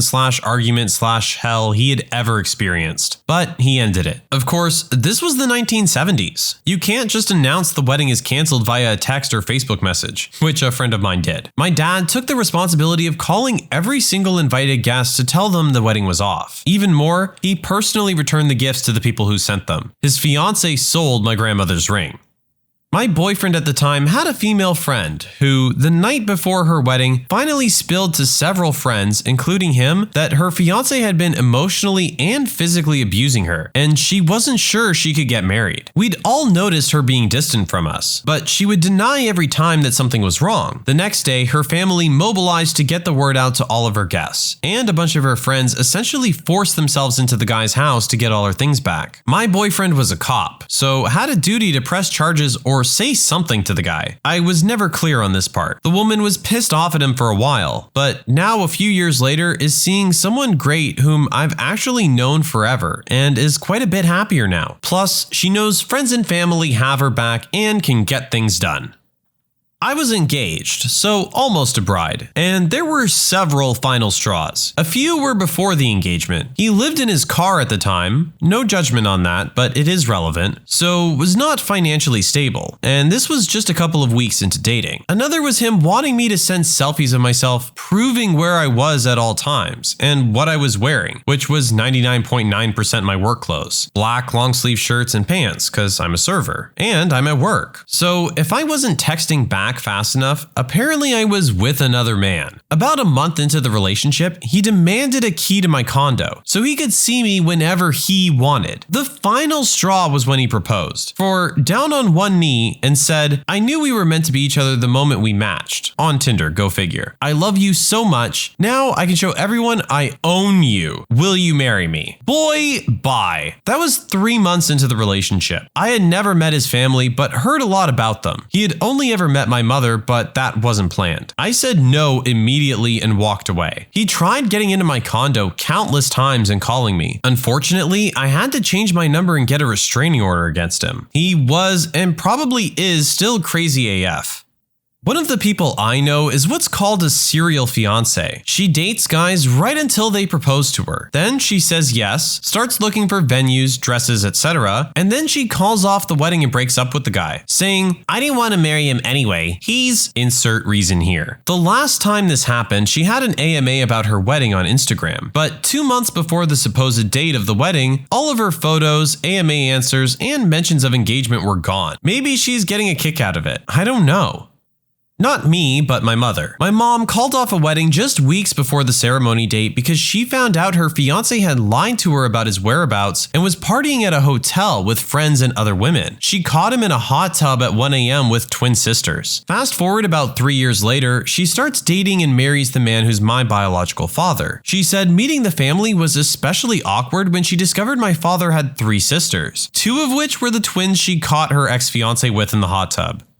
Years ago, I was a single mom, working hard but not getting ahead at all. Met a good guy type, architect, good sense of humor, etc. We dated for about a year, then got engaged. Then the unthinkable happened, and this is where I'm the jerk in many people's minds. He was in a horrible car accident, broke both of his femurs and his back, about 10 months before our wedding. He was a diabetic as well, so his healing was significantly delayed. He ended up confined to an electric wheelchair, and since his legs were in casts from hip to ankle, his legs had to be extended straight out in front of him at all times. I really tried to stick by him, but he made it impossible. He did nothing but complain and moan about every single thing that the doctors told him. Refused physical therapy, would not take his medication correctly, did not cooperate with wound care, wouldn't take his insulin correctly, all the things that make for a horrible patient and even worse person to be around. He managed to get addicted to the narcotics, sleeping pills, and Xanax as well. Through all of this, our wedding planning was still happening, mostly by his family. He was moved from the hospital to a live-in group home where he only declined. Wearing pants was difficult, so he wore nothing on his bottom half for months, just happy with a bedsheet over his lap. No matter what, his moods were totally uncontrollable. He became violent and so verbally abusive. One evening, he missed the final Jeopardy question and threw his open urinal at me. Even after the doctors had insisted that he had to start bending his legs, he absolutely refused. Nope, not gonna do it. Fast forward to my wedding day. The staff at the group home went balls to the wall to decorate the backyard and make this day so special for everyone. It really was lovely. Our families were gathered and seated and the pianist was playing and my dad was by my side. They opened the door for us to start down the aisle and there he sat, with his legs straight out and hospital socks sticking out under a blanket. I froze. Told my dad I needed to go back in the house. Once we were out of earshot of everyone, I told my dad I couldn't do this. I'm so sorry. My dad simply smiled and said, "Thank God." He signaled for my kids to come to the side, loaded them and me in his car, and we drove off. We ended up moving a state away, closer to my family and thriving. The groom did end up in and out of several facilities and has never left the wheelchair. I realized fully that he was suffering from the type of physical, emotional, and mental pain that I will never comprehend. But I knew that I could not raise my kids in that type of environment, and my first commitment was to them. I went on to finish my own degree, and my kids are now adults. No one has thrown urine at me since. I know this must have been a very difficult decision for the original poster, and it sounds like she did her time. She tried to make things work, but I understand where she's coming from. You know why the person's behaving the way they're behaving, and that they are going through a lot of stuff themselves. But when they're not willing to accept any help from you to try and make the situation better, and instead end up just dumping a lot of that stress onto the other person, this isn't a healthy relationship. She made the right decision, and I'm glad she did it. I was almost the runaway bride, and I regret not making that decision. Dated my high school sweetheart for almost 2 years before the jealousy became overwhelming. I broke up with him a month after we graduated, but we were going to the same college and met up again that fall. I found myself pregnant by that October and was kicked out of my Catholic home. His parents let me stay with them, but we could no longer live in sin and had to be married. I didn't want to go back to living in my car, so I agreed. My parents wiggle back into my life before the wedding. Fast forward to the day of the ceremony and the music begins playing. I stand to start walking down the aisle. My dad takes my hand and says, "You know, you don't have to do this. You could just come home with us." WTF? Could he have mentioned this an hour, a day, a week before? I've always hated drama and didn't want to be that person. So I just said that I couldn't, and I got married. My ex was controlling, manipulative, and how abusive he was had become much less subtle since I became pregnant and turned overt when we moved out of his parents' house a year later. I ran when he nearly hit our baby's skull with his shoe, which he threw because he'd found something in the carpet I didn't vacuum properly. Yeah, I totally should have picked the runaway bride option. Not a bride, so to speak, but I ran away from a proposal. I was dating this guy who, in hindsight, was abusive, but at the time I just didn't know it. I knew he was bipolar, diagnosed, and came from a very unstable family. I tried being his rock and getting him to a better place, and sometimes everything was fine, and then others he was just such a jerk. He started talking about marriage about 1 year into the relationship. We had already split up and gotten back together twice due to him throwing tantrums and having wild mood swings about how he felt about the relationship. I just sort of nodded along because, well, I did think I wanted to spend the rest of my life with him, but I wasn't ready to get married yet. I figured he was talking about someday far in the future when we were on more stable ground. A month later, he proposed. Not even in a very eventful way. Not saying has to be. I mean, I just didn't see it coming. We were at his house, as usual. Oh yeah, he lived with his parents. And he was playing video games and I was watching TV on my laptop. We'd ordered pizza and the pizza arrived and we sat down to eat for a bit. He then produced a ring and proposed. I saw it all flash before my eyes. Getting married and being stuck to this person for the rest of my life. I froze. Knew I didn't want to say yes, but I was too afraid to say no. Of course, he took my silence as a rejection and started screaming at me about how I was an ungrateful B-word and how could I refuse him. His parents came in and also started screaming at me for rejecting their son. I started crying, got got my purse, and ran out of the house. I didn't have my car, so I walked a block and called for an Uber. That poor Uber driver must have been wigged, picking up a girl off the side of the road, bawling her eyes out. I got home and I was shaking. Of course, he tried to call me over and over again, but I refused to speak to him for about 3 weeks. We eventually talked, and I told him I didn't want to be with a person who was so unstable, and that he needed to get professional help and get better before he and I could work. He, of course, never did, and I haven't heard from him since. We'd been together for 6 months when he proposed. We were both young at the time and weren't even living together. My gut told me right away that it was too soon, but I said yes anyway and went along with it because I thought he loved me and I loved him. I really thought that we could build a nice life together. I made it clear that I wanted to wait a while before we actually got married, but he was keen to speed things along as fast as possible. I didn't even want to tell our families about it yet because I knew they would give us grief over getting engaged so young, and only a few months of being together. As things moved along, I made it clear that I wasn't ready to get married at my age, and wanted to spend more time with him before we went through with it. He sort of threw a fit and accused me of cheating on him, because there was no other reason in his mind I could possibly want to wait to marry. Things started to get really toxic, and I eventually left him for good. I gave him the ring back and parted civilly, but he wasn't about to let it go so easily. He was calling and texting me constantly for weeks, accused me of being obsessed with him and following him around, and I started to realize that he was not in a normal state of mind. I was scared, but it calmed down after a while and things started to get back to normal. Unfortunately, he started spreading all kinds of nasty rumors about me, about how I accused him of being abusive and was abusive towards him. His entire family turned sour towards me because of it, and it was difficult because we shared most of our friends. He ruined my reputation and my self-esteem, but it made me realize that I really dodged one hell of a bullet by refusing to marry him. Every so often, he messages me on social media asking to get back together. I either don't reply or give him a polite but very firm no. This doesn't really matter, but it's another funny little detail. He gave my engagement ring to his mother as a Mother's Day gift, and now she wears it all the time. She has to know it used to belong to me, but still finds it to be a sweet gift from her insane son. Lawyers, has there ever been a time the opposing counsel accidentally proved your case for you? And what happened? My favorite is a story from Jerry Spence. For those who don't know, he's a famous trial attorney. A witness on the stand was claiming he had suffered injuries to his arm because of a city bus accident. Jerry asked him to demonstrate to the jury how far he can lift his arm after the accident. The witness makes a feeble effort of lifting his arm. Then Jerry asks the witness to demonstrate to the jury how far he could lift his arm before the accident. He lifts his arm much higher. The jury laughs and the case is over.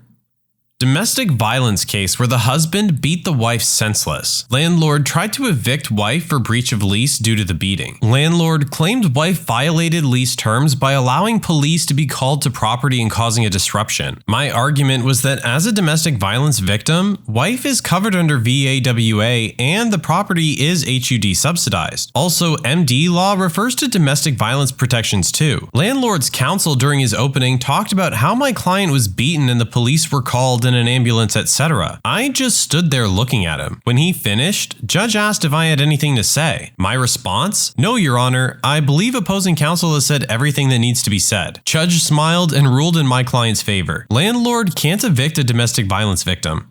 My family did foster care for a few years, and we fell in love with the last girl we took in, now my younger sister. She was required to keep in regular touch with her emotionally and physically abusive birth mom, the intention being for them to eventually reunite. This woman was a horror. Every single time they interacted, she'd spend the duration painstakingly shredding my sister's self-confidence. My parents worked hard to establish a strong rapport and a supportive environment, and she blossomed under their care. She's one of the most resilient people I know. When the state tried to return her to her mom, she didn't want to go, so my parents made a claim for guardianship. This seemed like it would be an uphill battle. Here we were, a family of randos trying to steal a kid from her rightful mom. We were really afraid that she would have to go back, and that her crappy family would systematically undo all the hard work she'd done rebuilding her self-esteem. Fortunately, her idiot mom decided to represent herself at the guardianship hearing. I wasn't in the room, but I heard the audio recording later on, and it's incredible how thoroughly this woman shot herself in the foot. Here are some highlights. She kept trying to testify while cross-examining people. Example, would it surprise you to learn that blah blah blah? The judge called her out for this like 6 separate times, and she just kept doing it. She would admit to various incidents of emotional abuse, but then try to argue that it was all justified because her daughter was being a B-word. She'd ask witnesses, for example, and wouldn't you be angry if your daughter did XYZ? Yes or no? My personal favorite and the best example of her proving our case, it is absolutely not true that I hit my daughter with a wooden spoon. I only tried and missed. I'll prove it. I can show you the mark it left on the doorframe. Needless to say, we won guardianship. My sister never has to see that awful woman again unless she damn well pleases.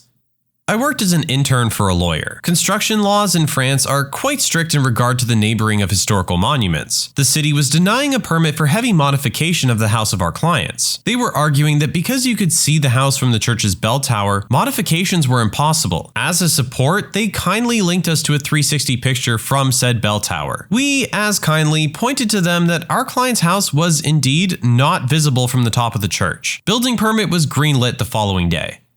Not a lawyer, but I am a former insurance fraud investigator. We were at a hearing before the WCB. I had something like 18 hours of video spread over a 2-week period of a claimant doing roofing work. The problem for me was that the video didn't get a clear face shot. Normally, what we like to do was get in close, show the face for a positive identification, and then zoom out. Bonus if the claimant was wearing distinctive clothing that could easily be tied to him. Because of where this guy lived, all I could do was show someone who matched his description getting out of a truck registered to him every morning. He wore a hat, he had a beard, and he had neither at the hearing. So the company lawyer is prepping me and basically letting me know to be on point, because the claimant's attorney is almost certainly going to challenge the fact that it is his client in the video. If the video got tossed, the case was lost. About 2 minutes into the hearing, claimant's attorney agrees to stipulate to the fact that it is his client in all of the video. All of it. Our attorney was shocked. That was pretty much the only leg he had to stand on. Claimant's attorney was incredibly smug right after this, like it was no big deal. Evidently, his strategy was to show that his client wasn't really a professional roofer since he was doing the roof the wrong way. He tried to get me to answer questions about roofing. I refused as it was beyond the scope of my work, and he just wouldn't let it go. After about an hour of back and forth over this, the judge finally said, "Counselor, it doesn't matter if your client is doing the work well. What matters is that he has stated numerous times and under oath that he cannot work. Whether he's doing it for free, for cash, or for fun has no bearing on the fact that he's doing roofing work while collecting compensation benefits which he was awarded because he couldn't do roofing work." The guy lost and had to repay a bunch of benefits. After a few of those hearings, I began formulating a list of lawyers I would never hire and ones I would absolutely want on my side.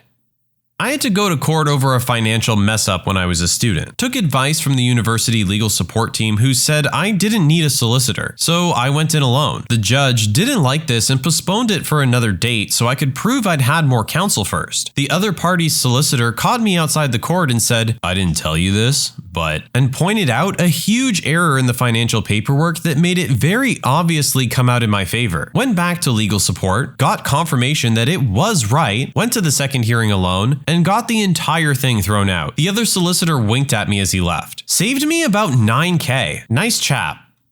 I had a misdemeanor possession case I was defending. Client was driving his mom's car. He gets pulled over for playing the stereo too loud. There are pills in the center console, in a prescription pill bottle. The bottle has his mom's name on it. Client gets arrested and charged with possession of a controlled substance without a prescription. Case is obviously bull, and the dumbest DA I've ever met in my life won't dismiss. We go to trial. During closing arguments, the DA says, "This case is a circumstantial evidence case." During my closing, I slap the jury instruction on the projector and say that if a case is based on circumstantial evidence and there is one factual scenario that points to guilt and one that points to innocence, the jury must find in favor of the defendant and acquit. My client was acquitted. This seems like a really nasty move from the cop that arrested this kid. None of this needed to ever happen.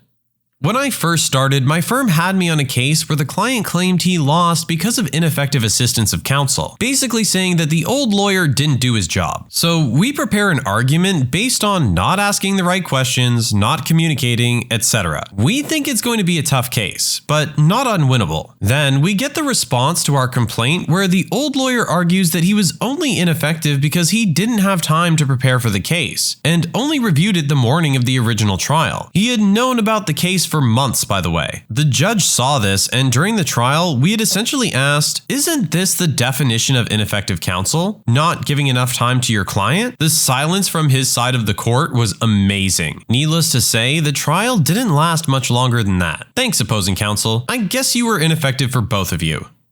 I once had a district attorney indicate to the court that if defense counsel had included this argument in his motions, it would possibly be a valid argument. I interrupted him with the page number and heading where it was located.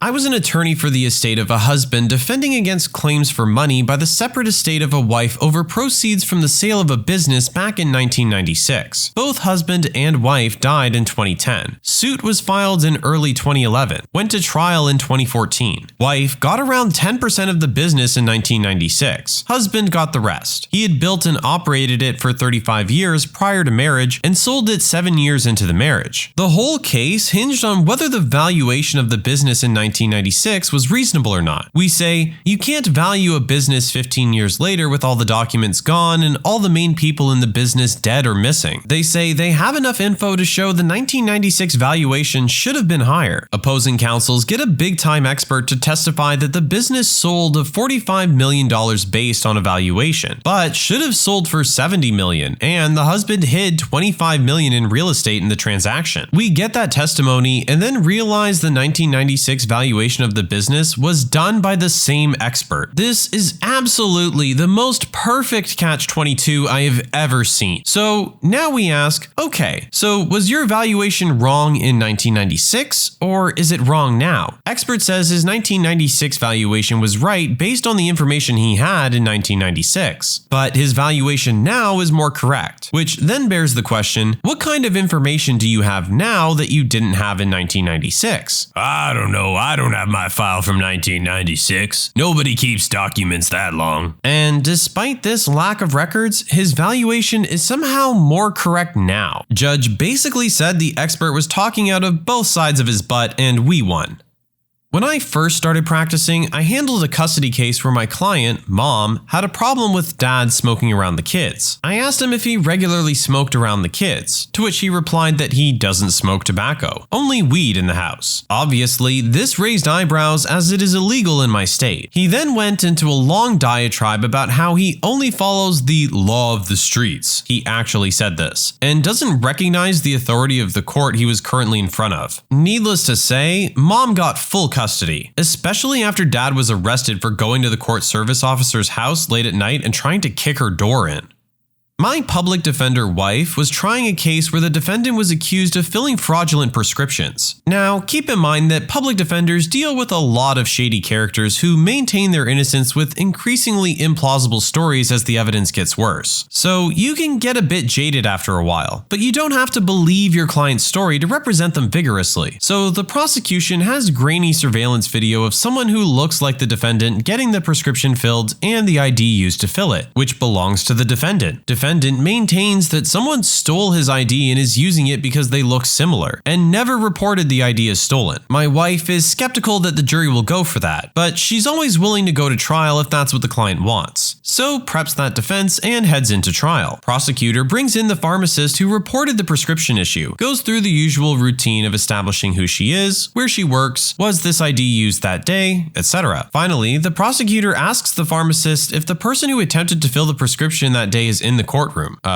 No. Oops. My opposing counsel made some off-the-cuff remarks about how their client had to go to another remote office to get all the records they wanted to use against my client. That let me know the witness they were trying to use to introduce the records as evidence wasn't actually familiar with the records or the records-keeping process. In the jurisdiction we were in, records were exemption to hearsay rule, but you needed someone familiar with the creation and maintenance of the records to get them admitted. I attacked the witness's qualifications witnesses to get the records admitted and ended up getting the records excluded. I then made a motion for a directed verdict on the grounds they couldn't prove the case without the records, and won, all because the opposing counsel complained that their witnesses had to go way out of their way to get the records for the court. I had a hearing where the opposing party offered an updated contract that my client supposedly signed, except it was a horrible copy and barely readable. Then he assured the judge that the new contract was exactly the same as the old contract, except for the party name at the top. The original contract was in his mom's name, the new one in his name, and the date of the contract itself. He made that assurance multiple times. After he exhausted himself saying how everything was the same, I pointed out to the judge that half the provisions were different and that my client had never signed that form. The judge asked if we were really accusing him of forging my client's signature, since that's a serious accusation. I held up the guy's prior conviction for contract fraud and said, "I absolutely am, Your Honor. We won. Hands down, no further argument needed." I was about 5 when this happened, but my parents explained it years later. There was a series of trees on the sidewalk in front of each house on the street. Although they were not part of our yard, the tree was owned by my parents and they were responsible for it. Some guy tripped over a branch and was seriously injured. He came after my parents for all of the money. The dude showed up with a mountain of evidence: hospital bills, psychologist testimonials, a photo montage of his slow and painful recovery, etc. Apparently, his lawyer brandished this stuff like a bat before court. My parents' lawyer thought he had a good case, until the first day of court, when he walked over with a picture and asked, "Is this your tree?" My parents looked at the photo in disbelief. "No, that's actually not our tree." The opposing counsel repeated the question. It went back and forth a few times until my parents' lawyer incredulously provided a picture of their tree, which was, even to the untrained eye, a completely different tree. At that point, the opposing counsel whirled around and started screaming at his client, "You said it was their tree!" Case summarily dismissed. My parents walked out in shock, came home, and bought me ice cream. All's well that ends well. Plaintiff was claiming insurance money because he accidentally chopped off his fingers while cutting bamboo with a machete, and the insurance company, our client, refused to pay the insured amount. During the hearing, the plaintiff attorney began to demonstrate with a rolled up sheet of paper how his client was cutting the bamboo when the accident happened. No matter how he tried, he could not reproduce the position of the fingers with the alleged cut of the machete. The only possible match would be if the plaintiff had deliberately extended his fingers over a plane surface and hacked his own fingers. Based on this disastrous performance, the judge determined an expert opinion was needed and later dismissed the case due to deliberate self-mutilation. Parents were being sued by their landlord, and parents had a countersuit against him. Parents were moving across country and found this house to rent. They did a walkthrough and everything looks great. Landlord wants first, last, security, and $1,500 because they had a dog and 2 cats. Fine. It was somewhere in the $8,000 to $9,000 range. No big deal for them. They're set to move in on a Monday, so my mom flies in on Saturday to do one final look over, sign the contract, and get the key. Perfect. They are now the tenants. Monday they arrive and the house is trashed. The landlord has moved a bunch of his stuff into the garage, shed, and one of the bedrooms. There's stool in the toilet, pee on the floor, garbage laying everywhere, used condoms. I can't really do this justice, but my mom took pictures and videos throughout the entire house. She calls the landlord and tells him they are not moving in with the house in this condition. He tells her to clean the house and he'll buy the first tank of oil for the house. It was empty. Tells her to do it or he's keeping all of the money for breach of contract. A lot of back and forth happens and ton of harassing texts and phone calls from him. Court day comes and everyone's ready to submit their evidence in front of the judge. Parents have photos, texts, the contract, videos. Landlord only has a contract. But his contract is different than my parents'. He's included a section that states they permit him access to the house for his storage needs, and that the tenant is responsible for all on-site cleanup and maintenance after accepting the key. The best part was that the date of the signatures on his contract was the date they moved in, not the date my mom flew in and signed. Judge tells the landlord he's a special level of stupid, and then the judge's final remarks were about how disrespectful the landlord was to show up in shorts, a Hawaiian shirt, and flip-flops in his courtroom. He never paid a dime, then claimed bankruptcy, and started a business under a different name. 2 years later, I went to his house, let out all but 19 PSI from all of his tires, and superglued the caps on the valve stems. I do only civil litigation. You would think it would generally be a battle against equals, professionals versus professionals. It's not. I face a fair amount of parties representing themselves pro se, often otherwise smart people who wouldn't think to do their own plumbing or operate on their own appendix, but have no qualms about appearing in court on their own behalf. Surprisingly, they don't know what they're doing. One of my favorites from a deposition: "We didn't pay Company X's invoices because we heard they were going through bankruptcy." A, they weren't, and B, it wouldn't be a valid defense to non-payment if they had been. It happens more often than you would think. One attorney that people continue to hire, Brian, is sort of a legend. As opposing counsel 4 times in 6 years, he's lost cases against my firm where he could have won. This is civil litigation, but the guy has a knack for spoiling his momentum. One in particular, the evidence pointed that our client was at fault and we were asked to settle. Brian introduced a witness and voicemail to the record. We had no knowledge of these and asked to review. Upon review, we were confused as the voicemail had nothing to do with proving their case, and made the plaintiff look like a lunatic. It was full of incoherent rambling and swearing. We allowed the exhibits to be entered and they went over as we expected, and we won the counterclaim.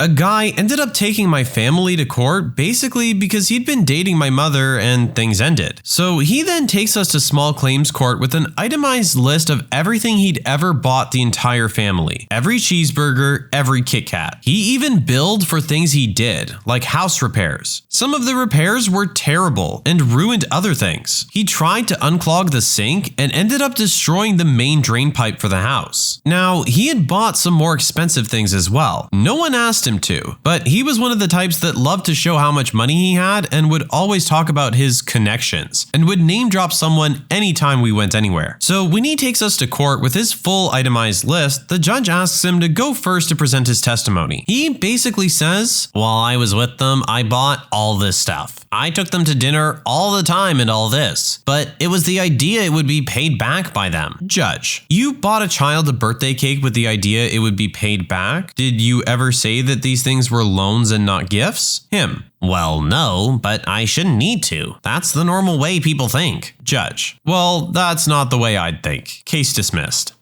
I didn't prosecute this case, but I saw it. The state was prosecuting an individual for reckless conduct with a deadly weapon and criminal threatening with a deadly weapon. It was a bench trial because the defendant was a foreigner, and I guess the defendant was concerned that a jury would be biased against him. Essentially, the state alleged that the defendant waved a gun at 2 employees of a Dairy Queen and then discharged the gun in the air. The defendant was the manager of the Dairy Queen. So at the start of the case, the state requested a continuance because it could not produce the 2 employees. They had been subpoenaed but didn't show. The judge denied the continuance, so the state decided to go forward. It put on its case but wasn't able to introduce any testimony that the defendant brandished the gun at the employees or that he had discharged it near them. There were admissions that he had had a gun that night, which he had shown to other people, and testimony that the gun had been discharged. State rests. Defense does not move to dismiss and calls the defendant to the stand. I was watching in the gallery with some public defenders because trials were uncommon in that county. We immediately begin whispering to each other about how he didn't make the motion to dismiss at halftime. The defendant testifies about how he wanted to scare the 2 employees as a joke. Then, on cross, he testifies how he brandished the gun and what angle he was holding it when he fired. Defense rests. The judge had the longest delivery of verdict that I have ever heard. He said something to the effect of, "It's rare that you find a defendant that convicts himself by his own testimony, but that is what happened here. Without the testimony regarding the gun and the discharge, there would be insufficient evidence to convict." He goes on and on. While the judge was delivering the verdict, the defendant was standing, obviously. He faints and slams his head on the defendant's table. He ultimately was taken out of the courtroom on a stretcher and transported to a local hospital. There was blood all over the floor. The defense attorney, who was in his mid-60s, looked like he needed medical attention too. This would have been an instant ineffective assistance of counsel, but he was immediately deported, which is the main reason he went to trial, because he was also a convicted felon, though not charged with felon in possession in this case. And INS was only waiting for the conviction to deport him, so he was sent back to his home country. This was the most messed up thing I've seen in court, and have seen some wild stuff. I felt bad for the attorney, but ultimately contacted lawyers' assistants about him because I saw him do other things that were almost as bad. As a prosecutor, I was worried about his clients, who were paying him for the most part as the court was no longer appointing cases to him, and his ability to effectively represent them.